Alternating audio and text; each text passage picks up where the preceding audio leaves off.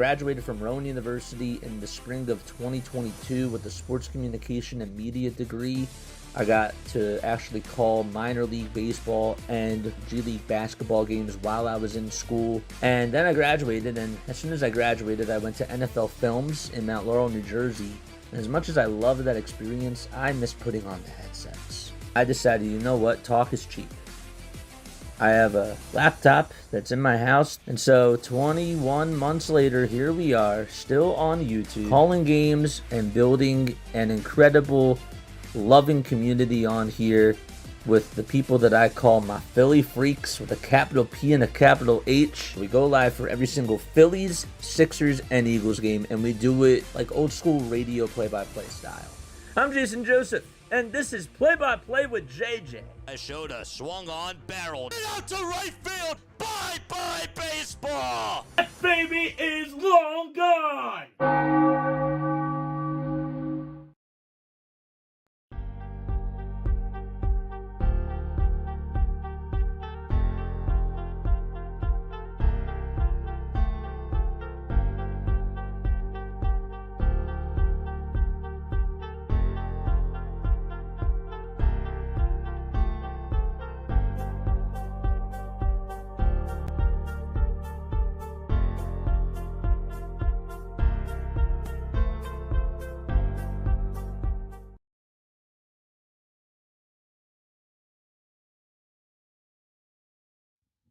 Mic check, 1, 2, 3, 4, 5, 6. What is up, everybody? Hopefully y'all are doing well. Having yourselves a very, very fantastic day. The name is Jason Joseph. This is Play-by-Play with JJ. We got another Sixers game going on tonight, and we are all good to go. What's up? All right, I think that we are all settled and everything. So the Sixers are taking on the Cleveland Cavaliers. They played last night, the Sixers, that is. Actually, the Cavs did play last night, too. But the Sixers did beat the Charlotte Hornets, and they swept them this season. So they played them 4 games. Last night was the final game that they got to play against them this season. And they did what they had to do. They took care of business. Joel Embiid looked really, really good last night. And Paul George made some very, very good plays. They also had Tyrese Maxey going off for a little bit. We also had Kelly Oubre Jr. going off as well. And everybody was clicking. Tonight, though, there is no Joel Embiid. Paul George is available to play tonight, so he is going to be out there in the starting lineup, and we'll get to the starting rotations in just a few moments and talk more about the starting lineups.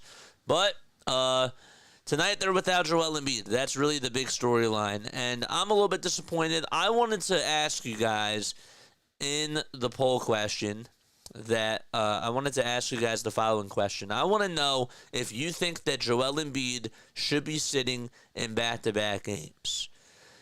Some people may say yes, some people may say no, but then I guess my follow-up question is, do you think that if you do say yes, should he have played last night against a lower opponent in the Charlotte Hornets, or would you have rather seen him out there tonight?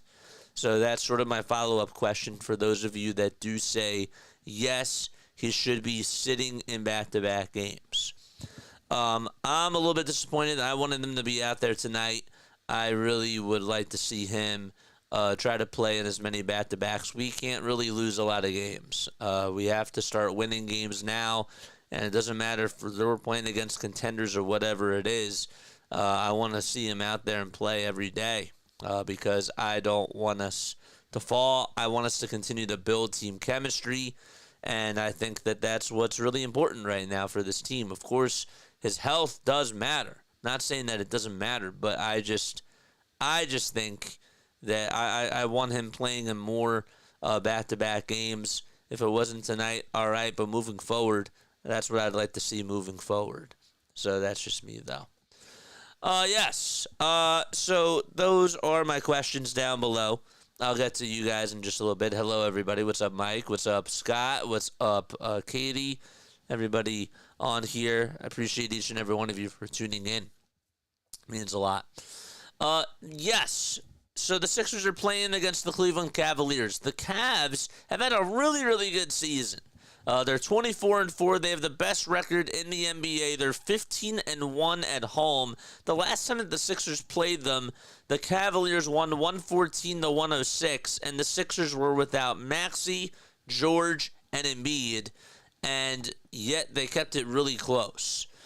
So tonight, I think that what you really need is for Tyrese Maxey and Paul George to do well, but Kelly Oubre Jr. is going to have to really come into his own tonight. I want to see him slashing the ball. I want to see him utilized as a slasher and have him just attack the rim, go to the cup at will, and just shoot the ball. If he can score and if he can do it at a high volume, I think that the Sixers have a shot of taking this game tonight. It would be cool if some of the role players did step up. Maybe Guerschon Yabusele has himself a good night tonight. Also, Caleb Martin is back out there. I don't know what his minutes are gonna look like tonight, but maybe we'll see a little bit of a Dembona, and maybe we'll see a little bit of Ricky Council because Joel is not playing in tonight's game. I don't know. I'm just interested in what Nick Nurse is going to do when it comes to utilizing his rotations, and I think that that's sort of a point of emphasis that has to be discussed when we talk about tonight's game against the Cleveland Cavaliers. The Cavs have Donovan Mitchell, of course, who's having a very, very good year once again.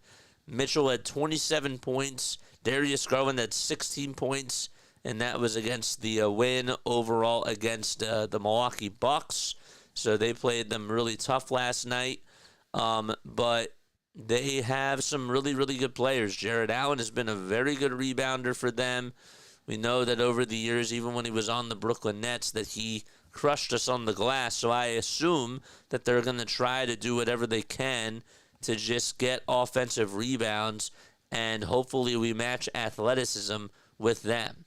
Isaac Okoro was out for them tonight, and you have Max Strus out as well. Those are two big key players in regards to role players and guys that can just sort of get into a rhythm and shoot the ball at will.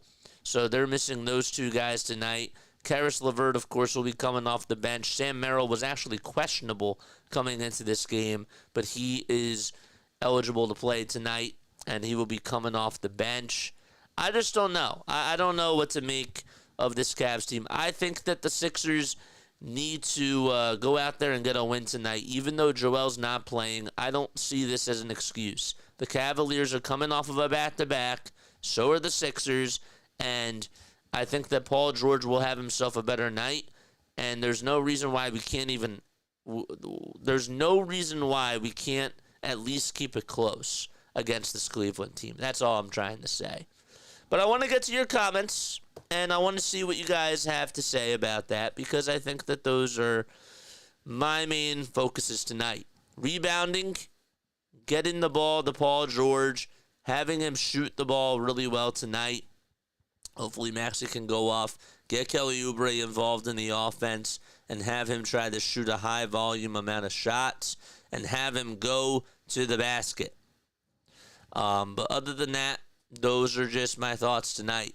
And then I also did say that the rotations need to be crisp in regards to the center position.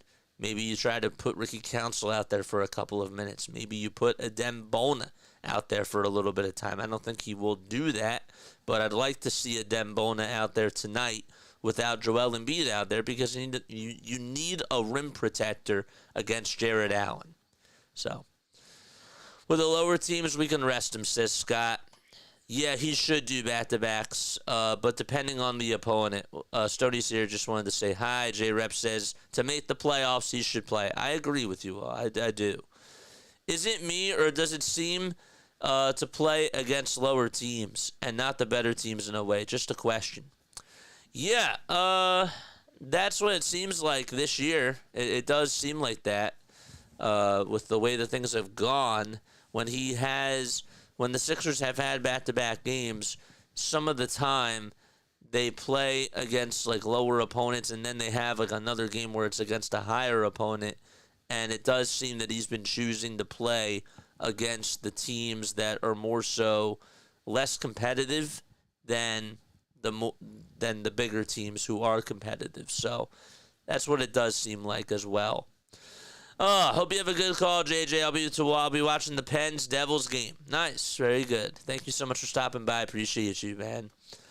But yeah, so let me know what your thoughts are down below. Marshawn's here. I haven't seen him on in a little bit. What's going on, dude? Thanks so much for stopping by. Again, the question is, should Joel Embiid be playing in back-to-back games? That's the question, okay? And so far, as I'm taking a look at the poll here, right? Taking a look at the poll, 88% of you say yes, and 12% of you say no. And for those of you that say no, he should not be playing in back-to-backs, do you think that he should have rested last night? Do you think he should have rested last night and played against the Cavs tonight? Or are you fine with him playing against the Hornets and not against the Cavs? Those are my questions. We have 8 people tuning in. Hit that thumbs up button. Hit that subscribe button as well. We're going to get started in about a couple of minutes. We will talk about the starting lineup, so I'll get to that in just a couple of seconds. But as I do that, let's go to our live stream setup. Here we go. We got the Cavs Sixers score, and we also have the Columbus Blue Jackets Flyers score up there as well. So should be a fun game between the both of these teams, the Sixers and the Cavs, that is. Expect a lot of back and forth action. I expect a lot of fast-paced ball movement between the both of these teams. Hopefully the Sixers don't turn the ball over as much. I'd feel a little bit better about the Sixers coming into tonight in regards to getting more points if Jared McKean was out there, but that's just not the case tonight and for the foreseeable future. But I think that we can keep it close, and I think we should keep it close, and the mentality needs to be go out there and get a W. Sixers are 9-16. They have a 5-7 record on the road. The Cavaliers, as we mentioned before, they're 15-1 at home, and they're 24-4 overall this year, which is the best record in the NBA. They're very well coached with Kenny Atkinson, and they also have some very, very high quality players, including Donovan Mitchell, Jared Allen, Evan Mobley, and Darius Garland. Now, the Cavaliers are picked to win by 9.5 points tonight. The money line, according to ESPN Bet, for the Sixers is at plus 320. And for the Cavaliers, it's at minus 415. So, Sixers are playing at the Rocket Mortgage Fieldhouse. And, yeah, man. So, we are ready to get started in just a few moments. Again, the starting lineup, as we'll talk about right now for the Philadelphia 76ers, it will be the following. You got Tyrese Maxey. You have Paul George. You have Kelly Oubre Jr., KJ Martin, and Andre Drummond as your starting 5 for the Sixers. And for the Cavs, it'll be Darius Garland, Donovan Mitchell, Dean Wade, Evan Mobley, and Jared Allen. We're at the Rocket Mortgage Fieldhouse in Cleveland, Ohio. And again, the Sixers have their lineup. It is Maxey, Oubre, George, Martin, and Drummond. That's KJ Martin. Then you got Garland, Mitchell, Wade, Mobley, and Allen. Cavaliers are in their black and yellow uniforms. They have the yellow and red logo with a C, as Andre Drummond and Jared Allen will tip things off. Sixers are in their red and white uniforms. They have the blue outlines on the numbers on the back. So you can see Andre Drummond's numbered as number 5. It has a white color, and then on the outside of it, in sort of bubble letters, it's sort of a blue perimeter. All right, so the Sixers, they win the tip-off as the ball ended up going out of bounds, and the Sixers will be operating from left to right. So we're underway. There's Tyrese Maxey who goes up, or Paul George, that is, who goes up with a 16-foot corner jumper. Can't get it to go. Darius Garland, DG as they call him, comes up with a rebound. Here's Garland on the fast break, pulls up from the elbow, and gets it to fall. Got a little floater there. And Tyrese Maxey, who was faced off against DG quite a lot, throughout his career, and that includes going back to his middle school days. Well, there he is out there. Maxey got the ball loose, and he steals it back from Max Strus, or Dean Wade, that is, and he falls away with a three-pointer and gets it to go over on the near side of the wing. Tyrese Maxey pulls up and hits a tray. Here's Mitchell for three on the other side. No good, and Drummond crashes the glass. Maxey was 5 for 7 from three to start off the game last night, and he does hit another three-pointer and capitalizes and starts off this game going 2 for 2 from beyond the arc. Garland will hand it off over to Jared Allen. Here's Mobley over at the nail, being guarded by Paul George. Mobley 6 feet 10 inches tall, going up against a 6'6" guy in Paul George. And George stands his ground, grabs the rebound off the missed hook shot by Mobley. Maxey trying to cut through the rim and go downhill and provide a little Euro step, but he missed the bucket with the underhanded finish. And it's a rebound by Cleveland. Garland going up over on the other side, trying to get a two-pointer to fall. No good. Sixers rebound. Outlet pass over to Tyrese Maxey. Maxey swings it out over to Drummond. And now here's Paul George over at the top of the key. Crosses over about 3 times. Steps back. Fades away from the foul line. Extended. And can't hit the 2. And it's Wade that comes up with the rebound once again. So it's 6-2 Philadelphia. We've played about just a little bit less than 2.5 minutes. Another missed shot by the Cavaliers. And now Maxey wants to get going over towards the cup. A little Euro step and a little how do you do finish. 8 points for Tyrese Maxey and a timeout called by the Cleveland Cavaliers as Tyrese Maxey has led the Sixers on an 8-2 run by scoring all 8 points. Tyrese Maxey. That's just what you want him to do. Nice. Good start. Good start. Good start by Tyrese Maxey. Let's put that down in our notes. Let's put that down in our notes. And I accidentally stabbed myself. So that's beautiful. Where's my pen? Don't I have a pen up? I had a pen somewhere. Now I can't seem to find it. All right. Make sure you guys like. Make sure you guys subscribe to the channel as well. And turn on the bell icons. And that way you'll know when we go live. Sixers lead at 8-2. Tyrese Maxey has scored all 8 points so far in this game.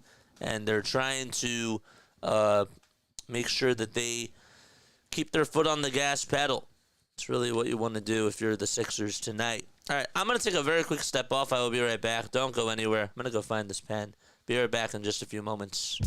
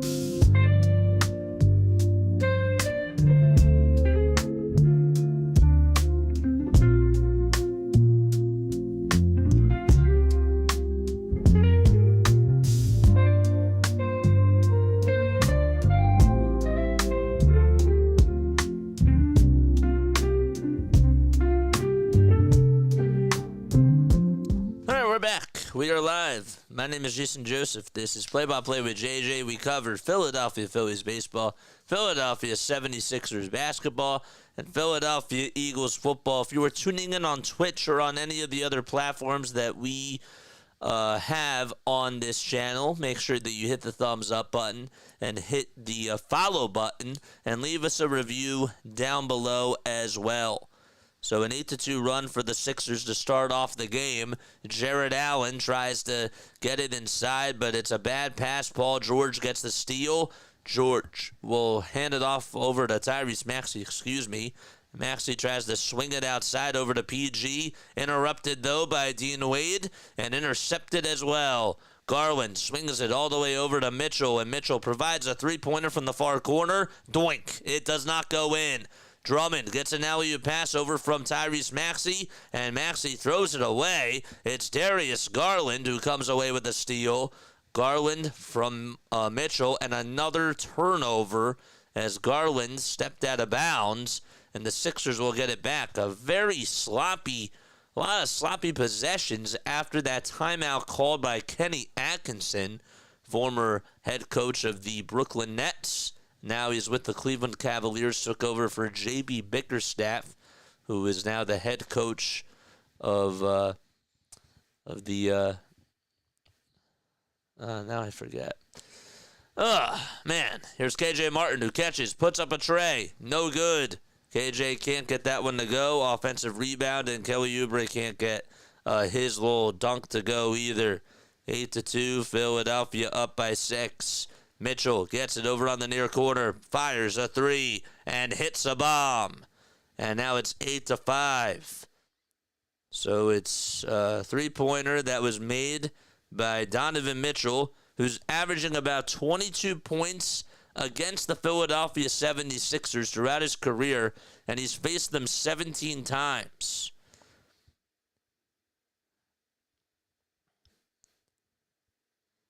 All right, so it's now 10-5 as PG makes a 16-foot step-back J, and now makes it 10-5.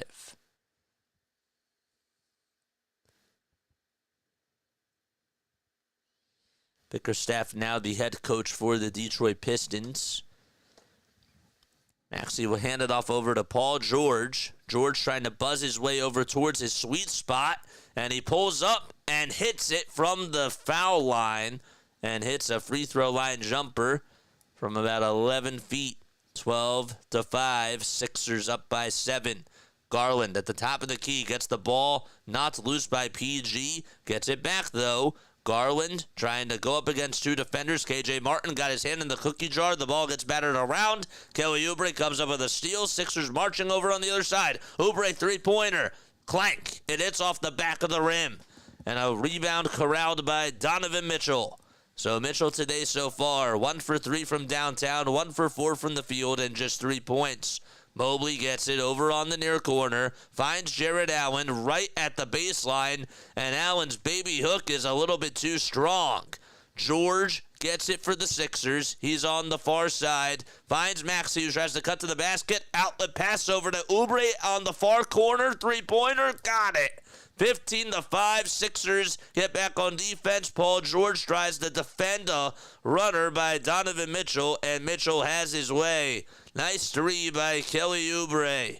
Over on the other side, though, on that previous Sixers possession, Sixers have the ball. There's guerschon, Yabusele, and Caleb Martin, who are going to sub in after a whistle is made. Maxey tries to go in towards the basket. K.J. Martin gets the rebound, follows it up with a baby hook, and cashes it in.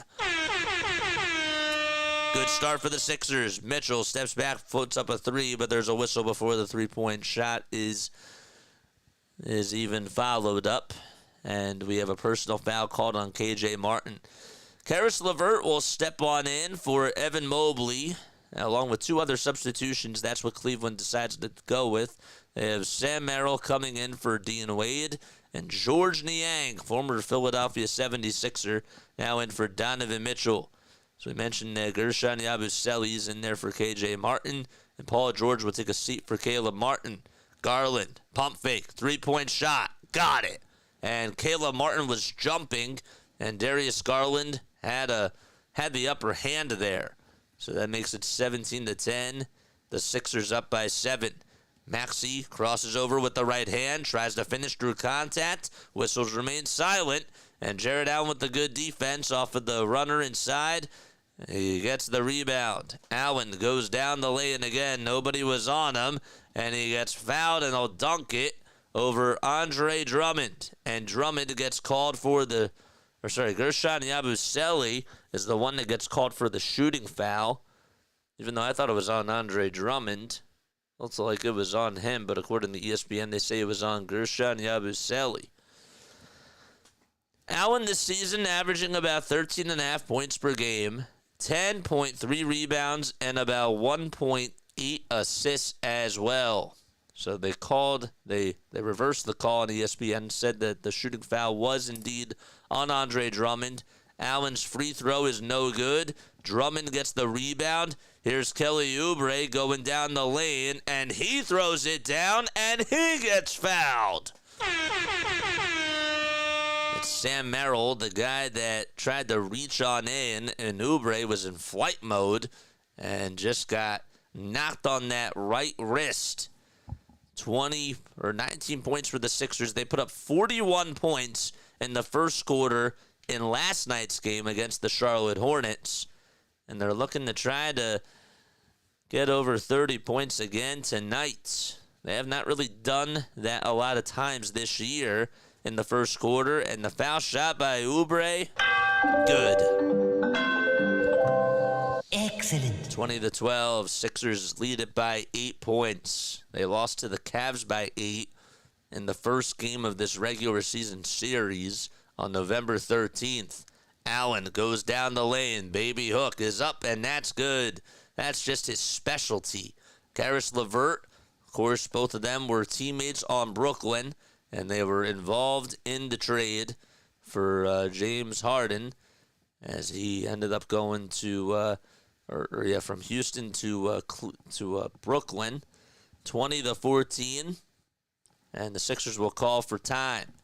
So the Sixers have a timeout. They do lead it by 6, but Cleveland has gone on a little run themselves, and the Sixers want to try to stop the bleeding, and that's what they'll decide to do when we come back from a break. All right. A break already. Well, at least he wasn't late. What's up? What's good? What's up, JJ? The top scoreboard's not working. Oh, thank you. Sorry about that. There we go. Is that better? Good. Yep, I got it. Thanks. Thanks, guys. Love the hoodie, JJ. Thanks. Thank you. Wanted to wear my 76ers love hoodie because I thought that would fit the vibe for tonight. And, whoa, what's going on here? Why is this now being overshadowed? I don't know.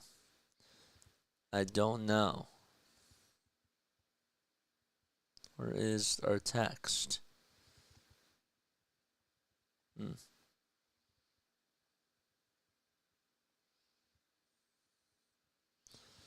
Nah. Huh, that's weird. That's better. All right, cool. I think that's better. Flyers are down 2-0 against the Columbus Blue Jackets. So let's take a look at the out-of-town scores around the NBA. We'll do that right now. Sixers are currently up by 6. The Lakers beat the Sacramento Kings 103-99. LeBron had 32.7 rebounds and 6 assists, and did a very good job in that game. The Heat lead at 76-56 out in Orlando. It's the battle of the Florida State, and that is at the half. The Grizzlies lead it by 17 points. They put up 43 points in the first quarter, and have already put up 17 points in the second. It's 37-33 in Brooklyn as the Nets host the Utah Jazz. That's Donovan Mitchell's former team. And as we mentioned, the Sixers are up by 6. The Celtics lead it by 1 against the Chicago Bulls. And it's with 2:57 left to go in the first quarter. 21-20 is the score there. Warriors and Timberwolves, they're currently in a delay. I don't know why, but the Knicks lead it 16-15 out in New Orleans at the SmoothieKing.com Arena against the 5-23 Pelicans. Later tonight at 8:30, you got Clippers and Mavericks, two teams that played each other in the playoffs last year. And then at 8:30, you also have the Trailblazers and the Spurs. And at 9 o'clock, the Pistons will be in Phoenix taking on the Suns. Those are all your scores around the NBA. Council gets the inbound pass, 3.2 seconds left to go on the shot clock, and he puts up a shot, puts it up, and he's fouled. He's fouled, and they'll go to the line for a couple of foul shots.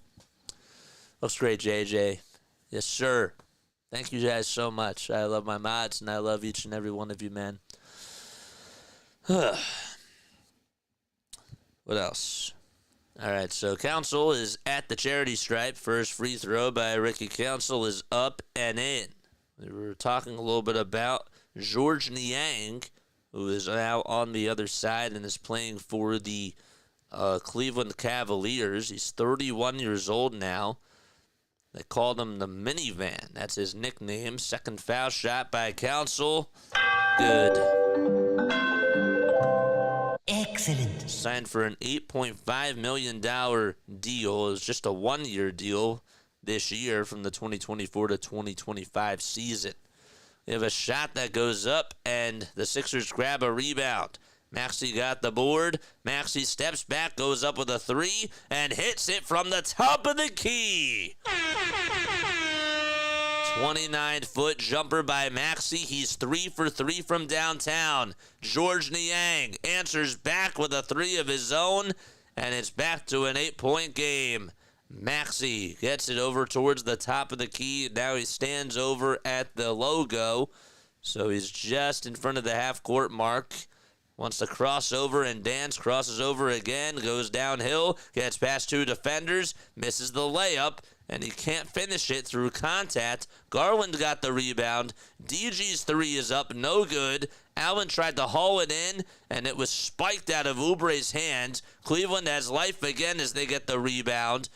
Merrill misses a three, gets the rebound, and it goes all the way back over to him over on the near corner. His tray on the other side, no good. Council off to the races, goes downhill, loses the ball, gets tripped up, and the ball goes out of bounds. Ricky Council sort of lost his gathering and got tripped up, and I think that his feet were just a little bit too quick. Donovan Mitchell will step back in for Jared Allen, and Evan Mobley will now come on in for Darius Garland. Maxey with 11 points in this game, and he's knocked down all three of his trays, and is 4 for 8 from the field, along with 2 assists. So it's a good night so far. Mitchell with a little Euro step. A layup is up and in with the right hand on the right side of the baseline. And now all of a sudden it's just a 6-point ball game. Yabusele hands it off over to Kelly Oubre, who's on the near wing, thought about firing the trigger, but instead dumps it off to Caleb Martin. Martin with a Euro step, an underhanded finish, and he gets it up and lays it in. That's just a beautiful move by Caleb Martin. Here's Mitchell for a three. Count it. He hits it from the near wing, and Donovan Mitchell now makes it a 5-point ball game with about 2:13 left to go. 27-22, 2:09 left to be played. Maxey wants to get going, goes through contact again. Whistles remain silent. He could not lay it up and in. Mitchell inside, outside to LeVert for a three. Swish. And now it's a 2-point ball game. Cleveland on a big run. They're on a 9-2 run over these last couple of minutes. And what was, at one point, a 8-point lead for the Sixers, it's gotten evaporated now to just a 2-point lead. Maxey on the near side, tries to find Caleb Martin downhill on the block. Martin spins, turns, fades away, puts up a floater. No, I don't know why he turned away and just could not go for his own rebound. Donovan Mitchell shows him how it's done, and he just goes to the rim, throws it down for two, and he'll get an and one opportunity as Caleb Martin gets called for the shooting foul. So Martin tried to fade away over on the other side with a little runner. It wasn't even like he got his feet set for a mid-range J. Mitchell got the rebound and then beat him right over to the punch, and Caleb Martin fouled him. So 2 bad possessions by Caleb Martin, and Donovan Mitchell is starting to take on over himself. He has 12 points in this game so far as he knocks down the free throw, and he gives Cleveland their first lead of the game tonight. A 14-2 outburst by the Cavs over the last 2.5 minutes. Dribble handoff over to Tyrese Maxey, and he'll dump it off over to Paul George. Yabusele will set a screen for him. George cuts down the lane, and we have a foul called. It'll be on Cleveland. My guess is that it's on George Niang for a reach-in foul. And it'll be Paul George going over to the line to shoot a pair of foul shots. Let's go, Magic. What's up, Snow? How you doing, man? What is up? Flyers scored a goal. Let's go. I don't know who got the goal. We'll try to double-check that in just a few moments. But that's nice. Very nice. I want us to beat those Blue Jackets. Oh, it was Lixell. Yeah. George steps back, hits a corner jumper, and the Sixers ride in the seesaw as PG is able to give them the lead back. 29-28, three-pointer by Mitchell. It's up. He airballs it. George gets the rebound. Paul George crosses over, finds Council over on the far side. Council with a little give and go to Guerschon Yabusele, and Yabusele throws it away. LeVert did not touch it. It goes out of bounds. It was supposed to go to Tyrese Maxey, but then Guerschon fired it. He did a little pass over his head over to Tyrese Maxey on the near side of the three-point line, and it went right on over his head. 29-28, Sixers come away with a steal with 30 seconds to go. George tries to pass it to Council, deflected by Mobley, and stolen by LeVert. LeVert goes to the cup, and he solos it himself and gives Cleveland the lead again as we continue to ride the seesaw and go back and forth. 17 seconds to go. The shot clock is unplugged, and Maxey has the rock. Tyrese Maxey crosses over. Both teams with 6 turnovers so far in this first quarter. Maxey will try to take it with his right hand, but we do have a foul called. It's a technical foul on George Niang. Don't know where that came from, but George Niang got issued a tech, and Tyrese Maxey will head on over to the line to try to tie the game. Dean Wade will sub on in for George Niang. And Maxey takes about 2 dribbles, and the foul shot is up, and swish goes the basketball. So we're knotted up at 30. It is 30-30, like a tennis game. 5.5 seconds left to go. And Philadelphia will inbound it over from their near sideline. This used to be called the Quick and Loans Arena. That's where, LeBron James and the Cavaliers really did have they really did put up a run here. Tyrese Maxey will get the inbound pass. He goes over towards the near side of the wing. He goes from the far side over towards the near side, puts up a three-pointer with the shot winding down, the clock winding down, and it can't even go in.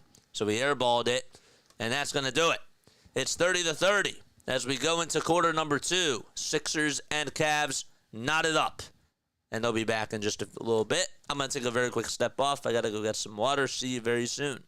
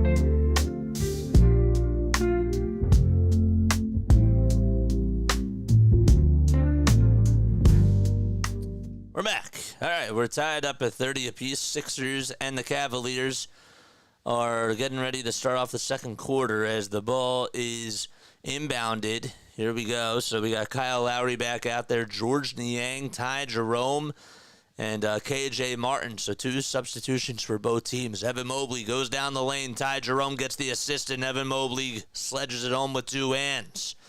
Sixers have to try to get back on offense. Lowry hands it off over to Caleb Martin. Martin tries to go down the lane, and he finds KJ for a three-pointer, wide open, corner shot, money. 33-32. KJ Martin knocking down his second three-pointer of the game. It was actually his first three. I stand corrected. Thought he hit one earlier, but maybe they called that a 2. Here we go. Here's George Niang, who thought he was fouled. Tries to finish with the right hand. Refs drew the whistle. Yabusele, rebound. Outlet pass over to Paul George. George wants to go up against over Evan Mobley. Goes up with a corner J. Goes in and out. And gets the unlucky bounce. Merrill, rebound. So George tonight, 3 for 6 from the field. He did not have a good shooting night yesterday. Was about 1 for 7 from 3. And speaking of threes, there's one by Donovan Mitchell, who pulls up from 23 feet. And it's now 13 points for him on the night. He's 3 for 6 from downtown. Lowry lost the ball, goes into the backcourt. But because it was not touched by the Sixers last, it'll be Sixers ball still. KJ goes down the lane, and a little Euro step, and a reverse layup is up and in. He got it over on the near corner at the three-point line, and then had to drive it all the way over towards the basket. Here's another 3 by Mitchell. Too strong. George volleyballs it into the hands of KJ Martin. Outlet pass over to Guerschon Yabusele, who goes cherry-picking and slams it home. 37-35. Guerschon was just waiting for somebody to make that outlet pass over to him. That's what they call cherry picking. And it's 37-35. Niang catches, shoots for a three-pointer on the near wing. No good. Lowry, rebound. Kyle Lowry, 39 years old. Alley-oop pass over to Caleb Martin, and Martin puts it up and in. He was over on the left side of the baseline, and Kyle Lowry timed that one perfectly. What a pass. Mitchell tries to pass it outside over to Merrill, and it gets reflected by Kyle Lowry, and it goes out of bounds. Good defense by Lowry. So Lowry hasn't really had too many games this year where he's made a positive impact, but as he's come on into this game, he's done some good things so far, making some nice passes, and also just putting his hands in the way of guarding the passing lanes. That's what you want from your veteran point guard.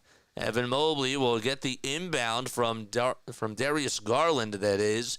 And Mobley with an easy mismatch on him. It was KJ Martin able to have his way. 39-37. Oubre has it over on the near side of the wing. Kelly Oubre has done a very good job over his last 11 games and has averaged about 17 points at the very least.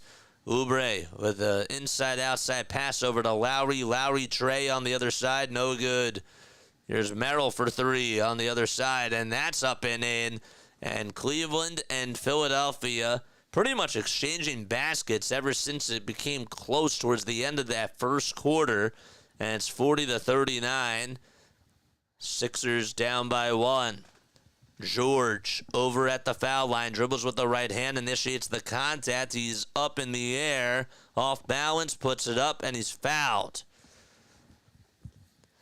It's Evan Mobley that's called for the shooting foul, and PG will head on over to the line, and he'll try to tie the game first and foremost.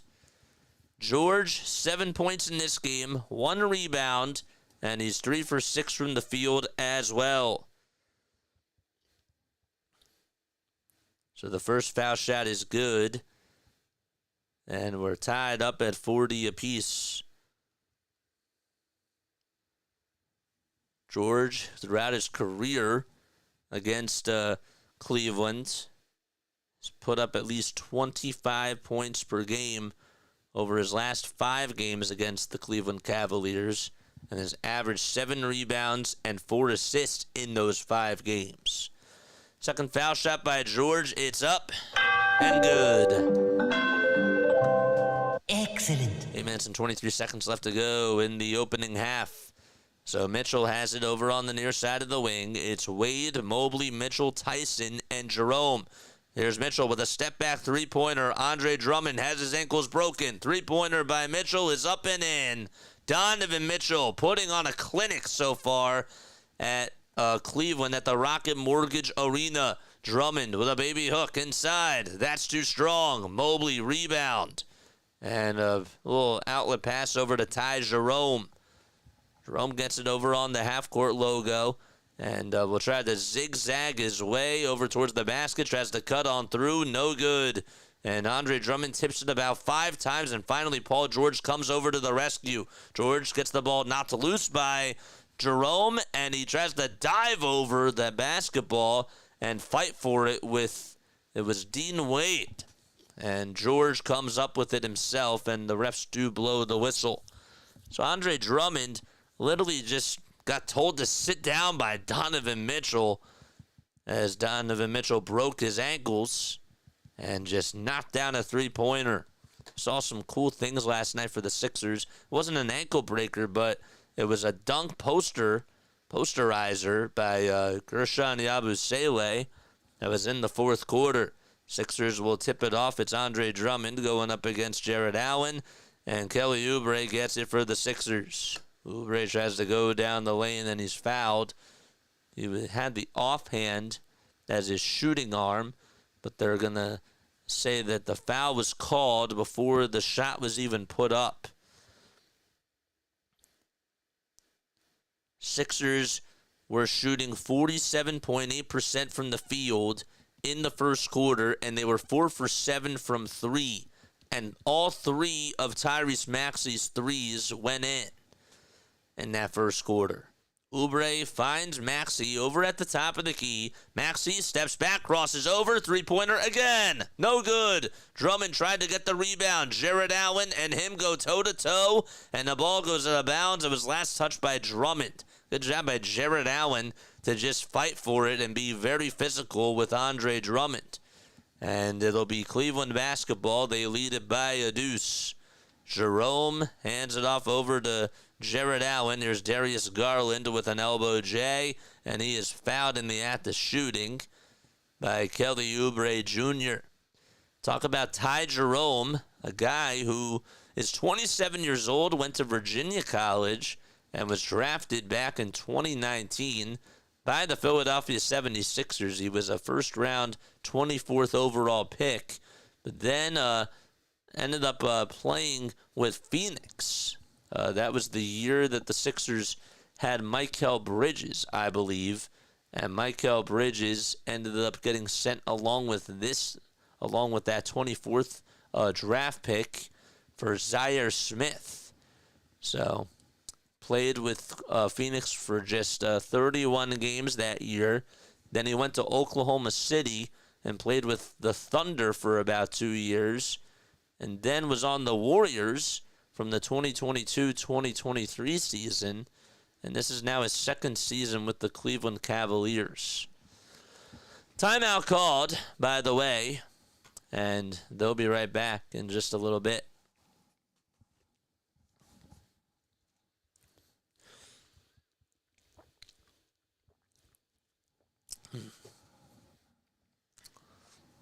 Don't forget to like and subscribe. So Oubre got called for a shooting foul. And there was a timeout that was called. Don't know if the Sixers wanted to challenge this or not. How's everybody doing tonight in the chat? Comment down below. My name is Jason Joseph. This is Play-by-Play with JJ. Love each and every one of you. Did they take away the Flyer goal? Because they say it's 2-0. I thought that we scored a goal. We got 28 people tuning in. And we also have 18 likes. That means 10 of you have not hit that thumbs up button. What are y'all waiting for? You guys should definitely do that. You should. Celtics lead it by 2 against the Bulls. The Sixers actually play the Boston Celtics on Christmas Day. We'll be covering that game. That game is at 5 o'clock p.m. Eastern Time. I want to take a look at some of these Christmas games. I want to see what we got going on. We have at 12 o'clock, it'll be Spurs and Knicks. It'll be Wembanyama against Karl Anthony Towns. Then it's Timberwolves at Mavericks at 2:30. Sixers play the Celtics at 5.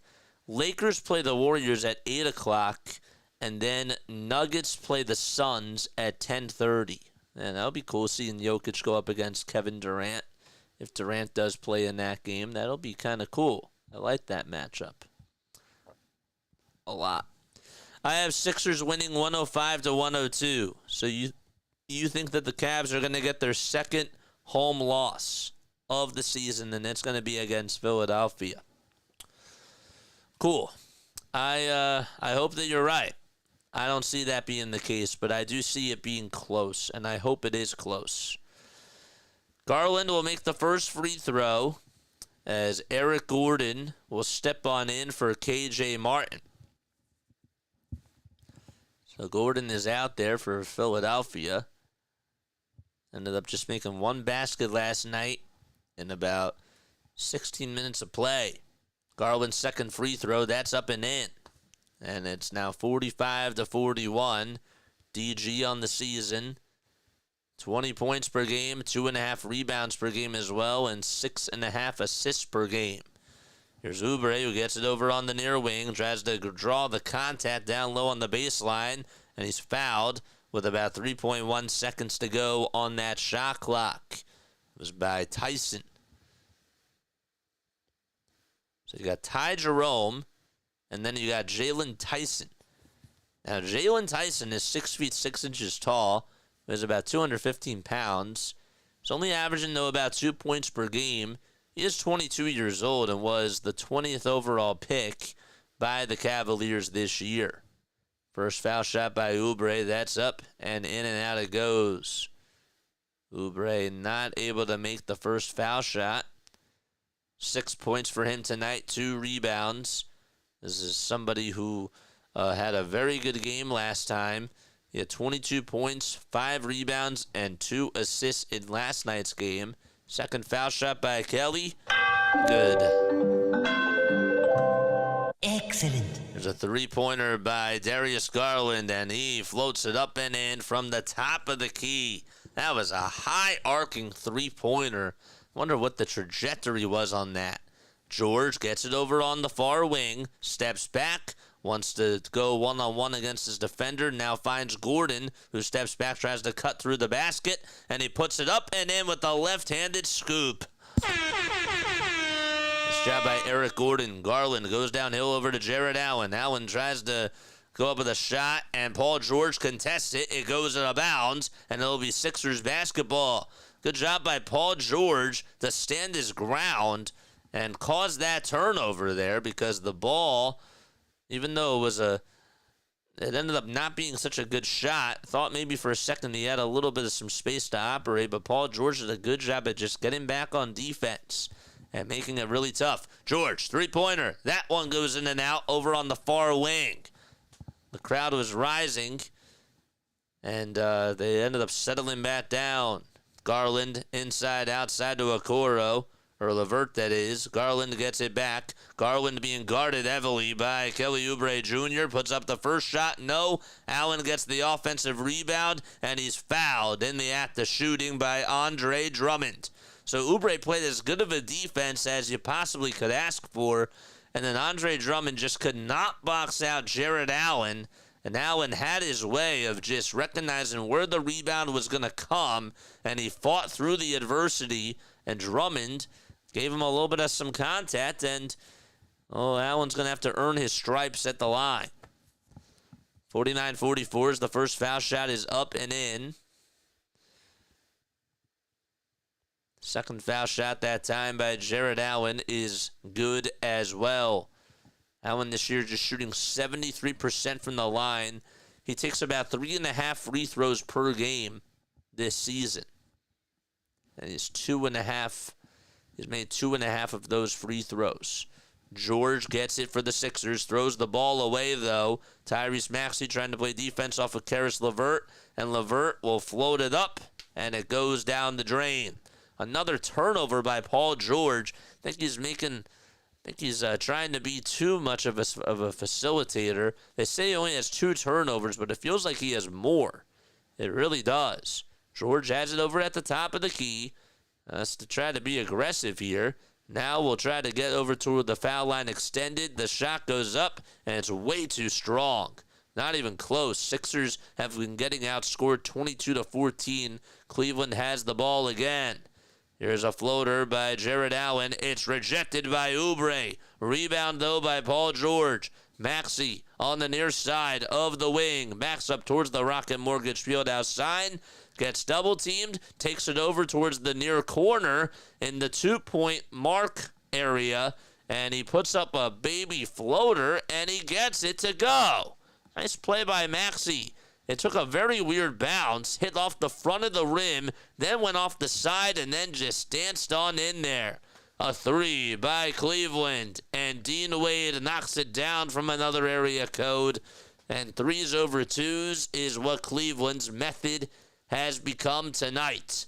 So Wade knocks down a 3. The Sixers call for time, and they trail by 9 points. It's 55-46. Come on, man. I'm really annoyed that Joel Embiid is not out there tonight. I can't lie. I'm really annoyed that he's not out there tonight. We cannot be falling apart, man. We're 9-16 on the season. Oh, but JJ, there's 81 games, or there's 82 games. You know, he should be back, and he should be fine, dude. The Brooklyn Nets. If you look at, like, their playoff run, dude, they didn't really get a lot of consistency with James Harden, Kyrie Irving, and Kevin Durant. You can't just put together a big 3 and have them not play at least 30 games and just expect it to work. We got to rack up the wins. I don't care if it's a back-to-back. If he wasn't up for it today, you know, and if he wasn't feeling good, then yes, of course, like, I care about that, but If the mindset is just to sit him for back-to-back games just for the heck of it, then I'm not on board for it. I'm not on board with that. I'm really not.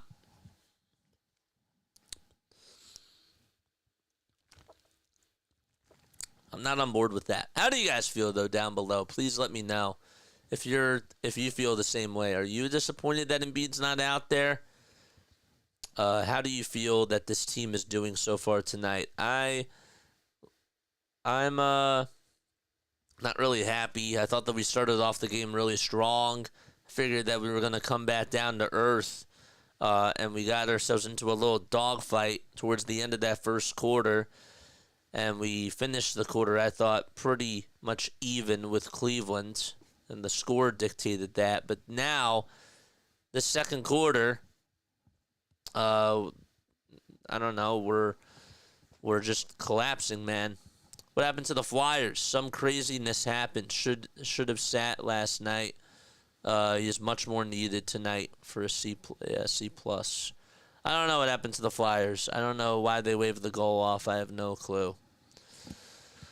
So the Sixers did call for time. Evan Mobley is going to step back in for Jalen Tyson, and we have 2 more substitutions for Philadelphia. We actually have 3. Paul George, Andre Drummond, and Kelly Oubre Jr. will take seats. And Kayla Martin, KJ Martin, and don't know who, guerschon Yabusele are all going to come on in for the Sixers. Please hit that thumbs up button, and please hit that subscribe button. 7 more subs until we get to 4,700. We've been at this point for so long, man. I just want to get over the hump, dude. Guerschon Yabusele hands it off over to Tyrese Maxey. Maxey finds Yabusele, and he just lost the ball. It was just butterfingers. The ball slipped out of his hand. Darius Garland got the steal. Garland outside to Mobley, 3-pointer, got it. And that was all because of Guerschon Yabusele, as he just could not hold on to the basketball. Just crazy, man. Absolutely wild. 58-46, Philadelphia down by a dozen now. They've gotten outscored 28-16 in this quarter alone. Gordon, 3-pointer, got it. Eric Gordon knocking down his first 3-pointer in quite some time. And he hits it from the top of the key. 58-49. Here's Mobley going down the lane. It's blocked by KJ, but a foul called. They're going to say that he made a little bit of contact with his defender. And, or with his offensive player that he had to guard. And Evan Mobley's going to head on over to the foul line. Now, Mobley is a guy who has struggled from the line throughout his career, but he's only 23 years old. This guy has been in the league now for, this is his fourth season, missed the first foul shot that time. He'll go to the line for one more.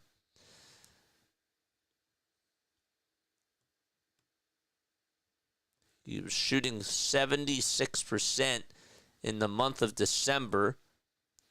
Did shoot about 82% in the month of November. Second foul shot, that's good. And it's a 10-point game. There's George sitting right next to Andre Drummond on the bench. Yabusele puts up a three-pointer. He knocks it down. Tyrese Maxey comes away with the assist, and the Sixers cut the deficit into single digits. There's LeVert with a pass back outside over to Donovan Mitchell. Both teams had 6 turnovers in the first quarter, and the Sixers have continued to turn the ball over pretty badly here in the second. We have a little alley-oop dunk that's up and into Evan Mobley as he goes down with a flush. 61-52, Philadelphia down by 9. Yabusele back outside over to Eric Gordon.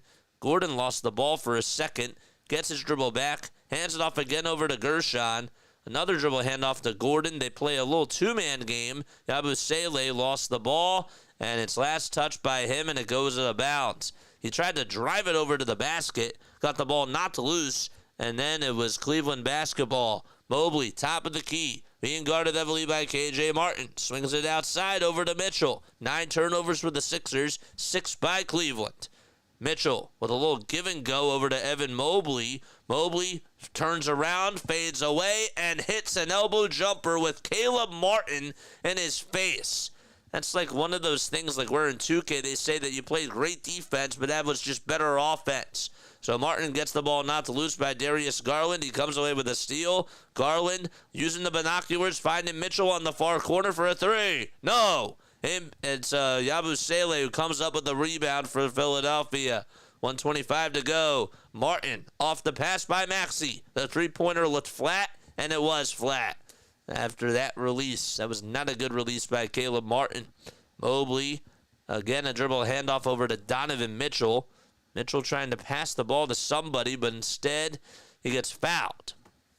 He does get fouled by Guerschon. Here goes the game. Got to keep the fire burning. They're putting water on the fire with these bench players. They need to do their part, however big it is. It's the coaching staff, man. It is the coaching staff, and it's not something I like. Evan Mobley has scored all 12 of his points here in the second quarter. 1:08 left to be played.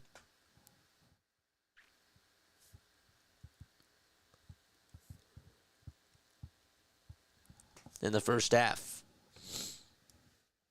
There's Wade on a dribble handoff over to Caris LeVert. LeVert gets it over towards the near side of the baseline. Mobley tries to get the rebound off of the bad shot by LeVert. Instead, Council gets his miss. Ricky dribbles over towards the right side of the baseline in Sixers territory as they operate from left to right. Council gets it back at the top of the key. Hands it off over to Paul George, who will take on Evan Mobley. 5 seconds to go on the shot clock. George, three-pointer, way too strong. And Donovan Mitchell is able to get the rebound. Garland catches it, fires it underneath the basket to LeVert. LeVert hesitated for a second. The pass was a little bit low, and Caleb Martin caused that little reset there. Mobley outside over to Wade. One more to Garland. Three-pointer. Count it. Darius Garland hits it from the far wing and knocks it down from about 29 feet again. Darius Garland, told you got to watch out for him. He's 3 for 4 from downtown. 66-52, 5 seconds to go. Maxey skip passes it over to Council. Council steps back, fades away, contested. It's up, and it's good. He swished it from about 39 feet. all the way from the logo. The Sixers are down by 11, but Ricky Council swishing a buzzer beater and knocking it down from another planet. I mean, that was ridiculous. And we go into halftime, Sixers down by 11 points. That was desperation. And he put up a prayer and he got it. That was pretty cool. All right, we're going to take a little break, and then we'll be back for our little halftime show. I'll see you guys in about 2 minutes, maybe 3 minutes or so. So don't go anywhere. We'll be right back, and we will see you very, very soon.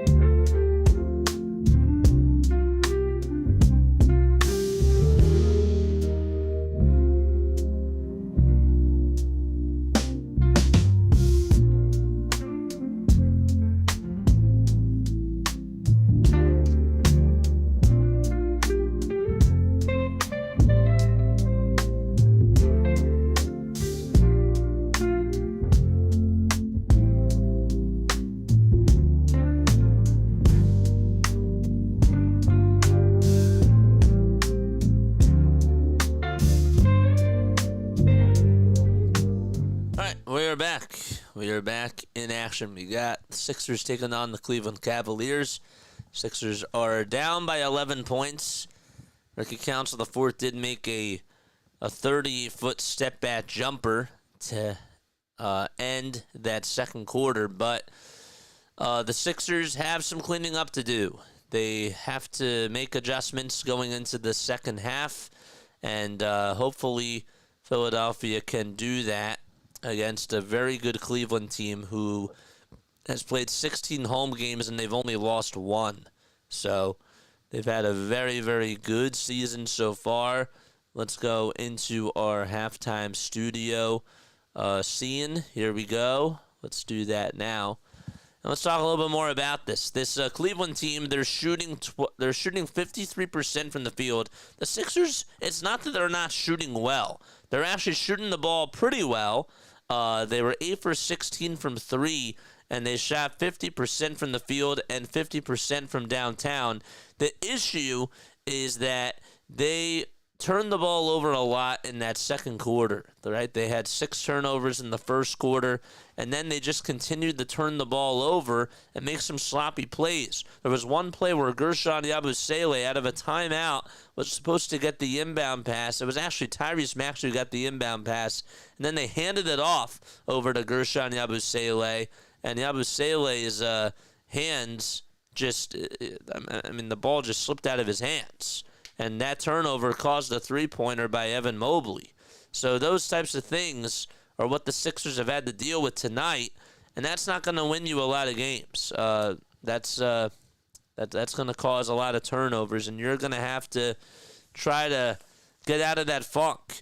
They started off on an 8-2 run, and it was all on Tyrese Maxey, and Maxey had his shot falling, and ever since then, he's gone ice cold. I mean, he did score 6 points from that point on, but that's really not good enough.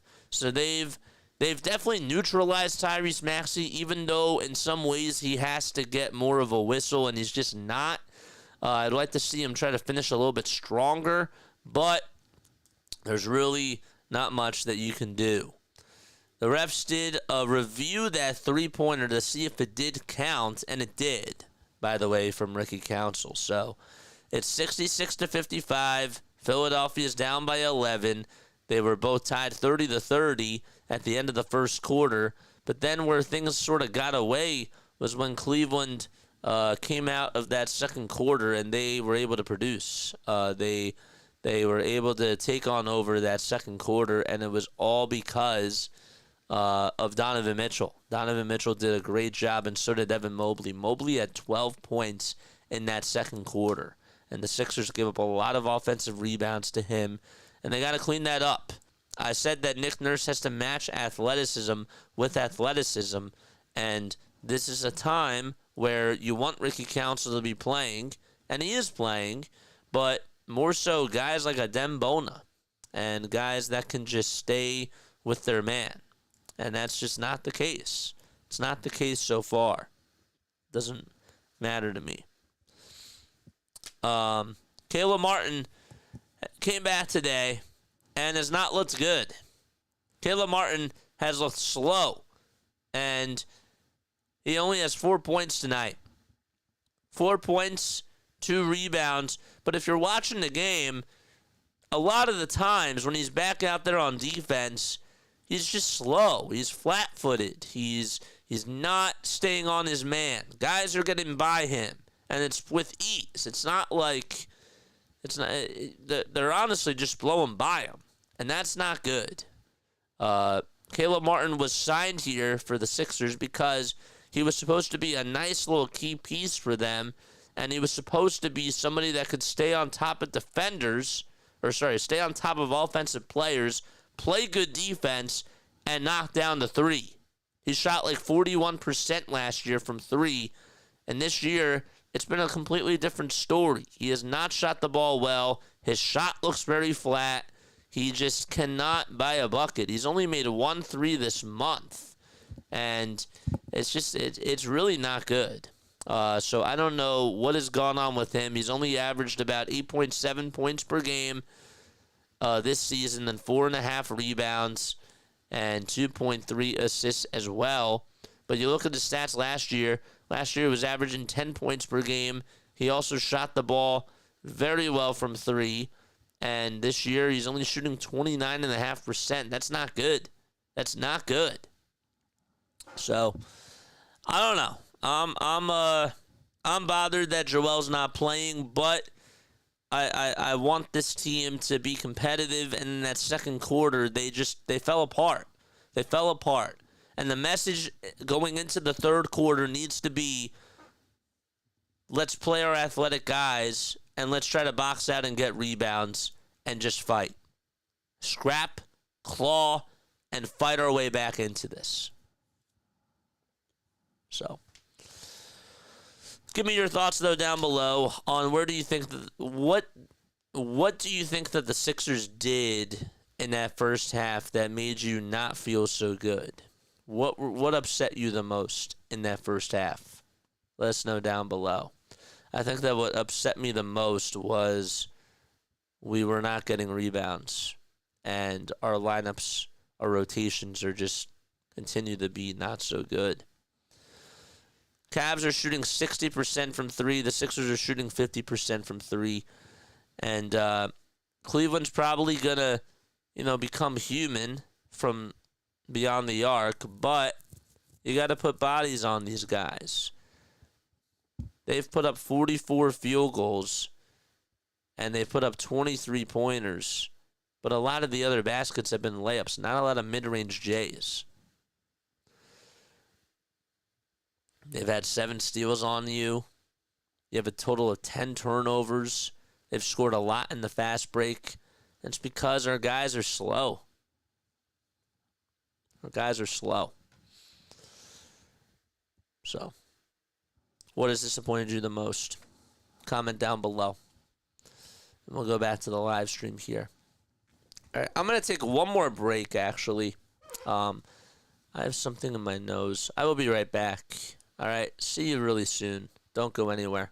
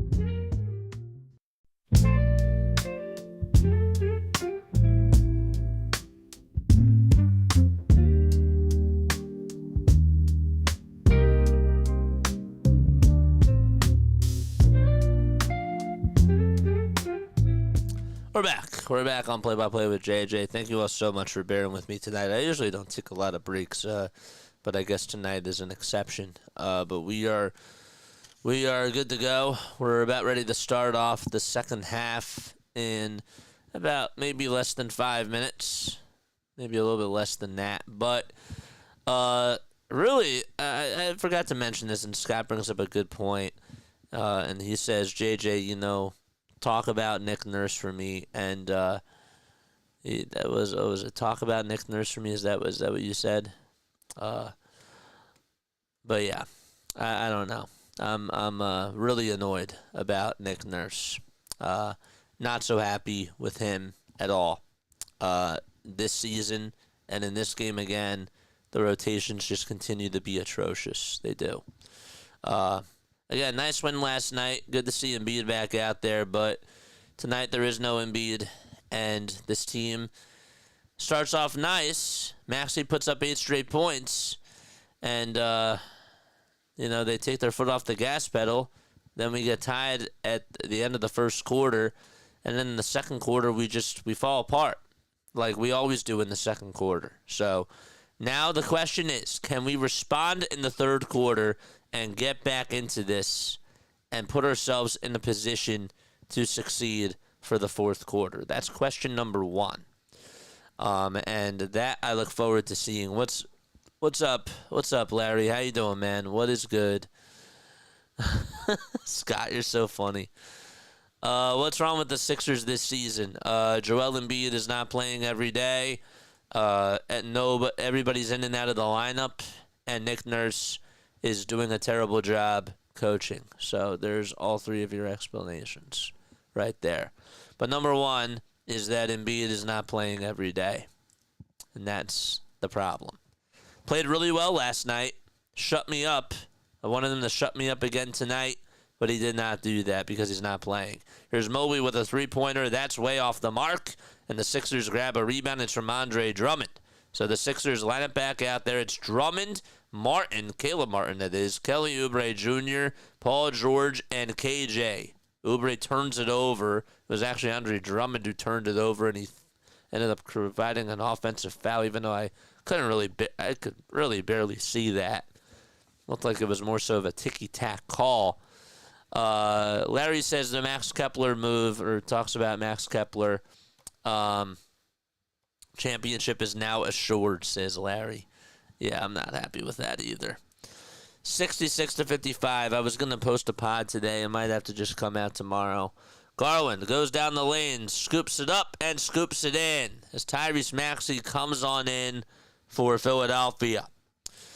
So Garland is the guy that has 15 points tonight, 4 rebounds, and 3 assists. Him and Donovan Mitchell have combined to score 34 points in this matchup tonight. Maxey steps back, wants to dance. He's over at the Rocket Mortgage Fieldhouse sign. 5 seconds to go. He steps back, hits it, or goes up with an elbow jumper. No good. Mobley climbs on over Andre Drummond, grabs the rebound, and Evan Mobley will take it over to the right side. Mobley tries to find Donovan Mitchell. The ball gets knocked by Kelly Oubre, and it goes out of bounds over towards the scorer's table. It's last touched by Kelly. Sixers getting outscored so far 2-0 in this third quarter, but we've only played about 1 minute and 15 seconds. Allen, a dribble handoff over to Darius Garland. Garland swings it outside over to Mobley. Mobley wants to go up against KJ Martin, and he slams it in there. A left-handed sledgehammer. That was unbelievable. Over 2 defenders. KJ inside, outside to Oubre for 3. Short. And Oubre cannot buy a bucket today in this third quarter. He's 2 for 5 from 3, or 2 for 5 from the field, 1 for 3 from downtown. Here's Mobley on a layup, and he puts it up, and he puts that one in. And it's now a 6-0 run by the Cavaliers. And I'm mixing up my words, man. Here's George with a step back 2. That's no good. And we have a rebound by Cleveland and a loose ball foul called on Andre Drummond. Now the Sixers team is getting rebounded in this third quarter. They're getting out-rebounded, that is. And the Cavaliers have gotten more boards, and the Sixers cannot box guys like Mobley and Allen out. That's where they beat you. And that's part of their bread and butter. Sixers trail by 17 points. Garland inside over to Mobley. Evan Mobley tries to go up and utilize patience, but he misses it somehow. Drummond rebound. Oubre gets the outlet pass. Drummond swings it over to George as the Sixers go from right to left. Sixers in their red and white uniforms. As Oubre tries to scoop and score, no. Drummond, offensive rebound, no good either. Ball goes out of bounds, and it'll be Philadelphia basketball. As Drummond got it off of the fingertips of, it was Donovan Mitchell. 9 minutes and 17 seconds left to go in this third quarter. George will get the inbound pass over from Tyrese Maxey, and another Sixers turnover. I mean, just another one. It's pretty insane. Paul George turned it over, gets called for an offensive foul. I don't know if I agree with these calls, but regardless, the Sixers just gotta do a better job at taking care of the rock. They have not put up any points in this third quarter so far, and they're getting outscored 9-0. You don't have time to give up more points. Mitchell swings it outside. They play very good basketball. Garland puts up a three-pointer. It's up and in. So they just pinballed that thing from the far corner towards the far wing, and Garland was able to knock it down at the top of the key.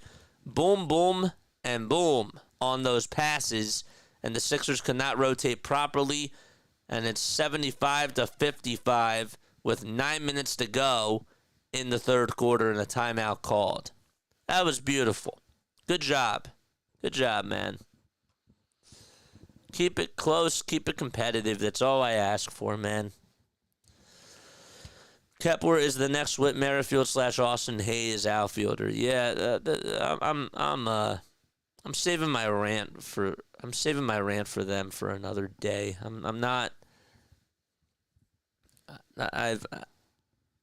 I can't stand that baseball team. They make me sick. They just do. They make me sick. This basketball team was doing fine, and then all of a sudden tonight they just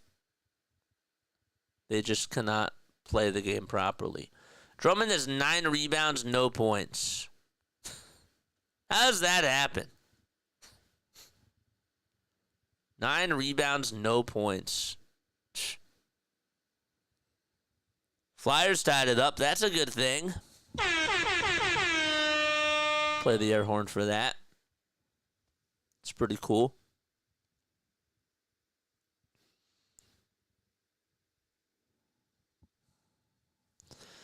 Hit that thumbs up button, hit that subscribe button as well, and turn on the bell icons. When you combine being on the second stage of a back-to-back, little offensive creativity, Paul George's shot creation struggles, and stagnancy, you get what you deserve. You get whatever the Sixers start to the third quarter is. Yeah, whatever that means. I'm always sarcastic, seriously. Yeah, I'm not feeling good about the Max Kepler signing, dude. If you want my honest opinion about it, another guy that Dave Dombrowski wanted like 500 years ago. Now he's a dinosaur, and he's just not the player that he used to be, and he's not. And it's funny because he's a guy that sort of fits into like what the Phillies are doing because he hits for power and he doesn't hit for average. So there you have it. Beautiful stuff, Dave. It's great. At least the Eagles play tomorrow. Hopefully we can come back though in this one, and I don't have a good feeling about it now, but hopefully they shut me up. Maxey gets it over at the top of the key, gets it over towards the foul line, puts up a shot and a foul as well. Now that was a really nice shot by Maxey. He was off balance, and he went up with a floater, and Darius Garland fouled him, and Garland couldn't believe that it was in the act of shooting. Maybe this will be the spark plug that the Sixers could try to utilize. That'd be really cool. Foul shot by Tyrese Maxey. It's good. Excellent. All right, so Sixers are down by 17 points. 8 minutes and 42 seconds left to go in the third quarter. Ball gets knocked loose. George tries to fight for the steal, and I think we're going to have a jump ball. It was Evan Mobley who got on top of the basketball, and George tried to sort of hug it. So Mobley, who's 6 feet 9 inches tall, will go up against Paul George, who's 6 feet 8 inches tall. That's what he's listed at. But he's a couple inches shorter than him. It'll actually be Dean Wade who goes up against Paul George. And here's the little the tip-off that's up. And that is going to go into the hands of Donovan Mitchell. Mitchell throws it away, though. Yabusele gets a steal, and Maxey has it over on the Sixers side of the ball. 8:20 left to go. George goes downhill, finds Martin over on the outside. Caleb Martin wants to try to find a teammate. He finds Maxey. He steps back, pulls up for three, and knocks it down.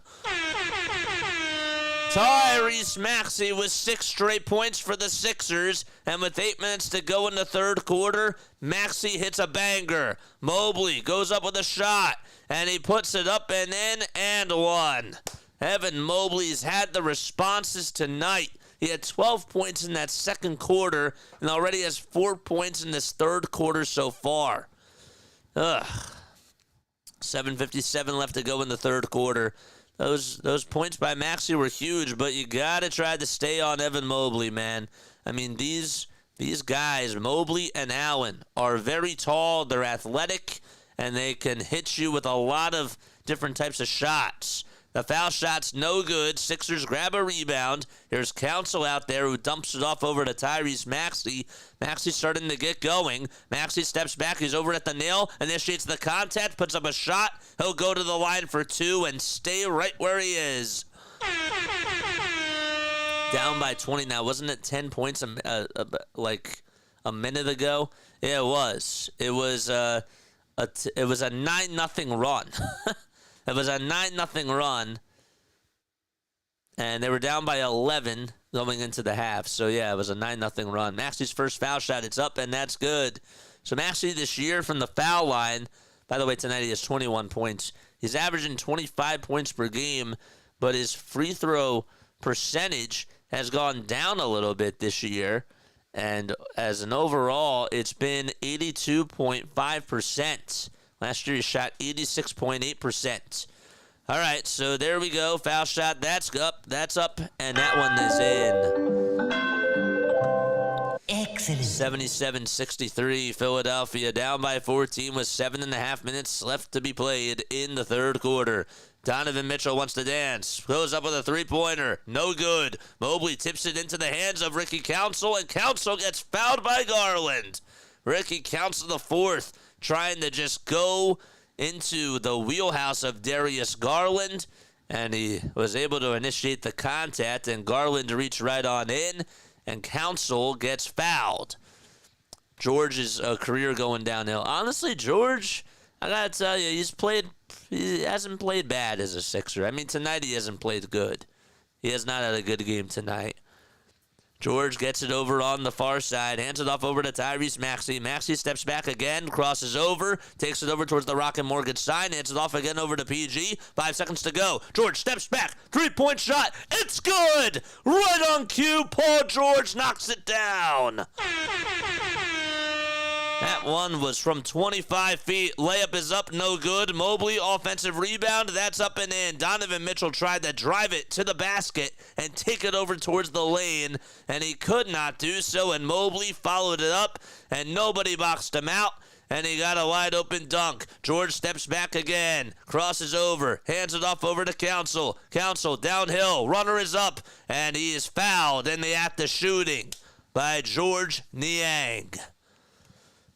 Nice. Love the Mr. Burns sounder, says Larry. Yeah, that's what the Sixers play for their foul music, so I got to keep it somehow Sixers related. You know what I got to do. So when they make the free throws, the second free throw, that's really what it is. If they make the first and they miss the second, then we can't play it because that's not like what they do. But when they make that second one, we got to do it. First foul shot by Council, that's in. So now it's back to a 12-point deficit as Ricky makes his first foul shot. Ricky Council today, 6 points. He made that big buzzer beater from about 39 feet to end the second quarter, and he makes the second foul shot, and the Sixers down by 11. Excellent. 79-68, Garland with nobody on him to stop him, and he goes up with a layup. How can you not stop that guy? He's had a very good game tonight.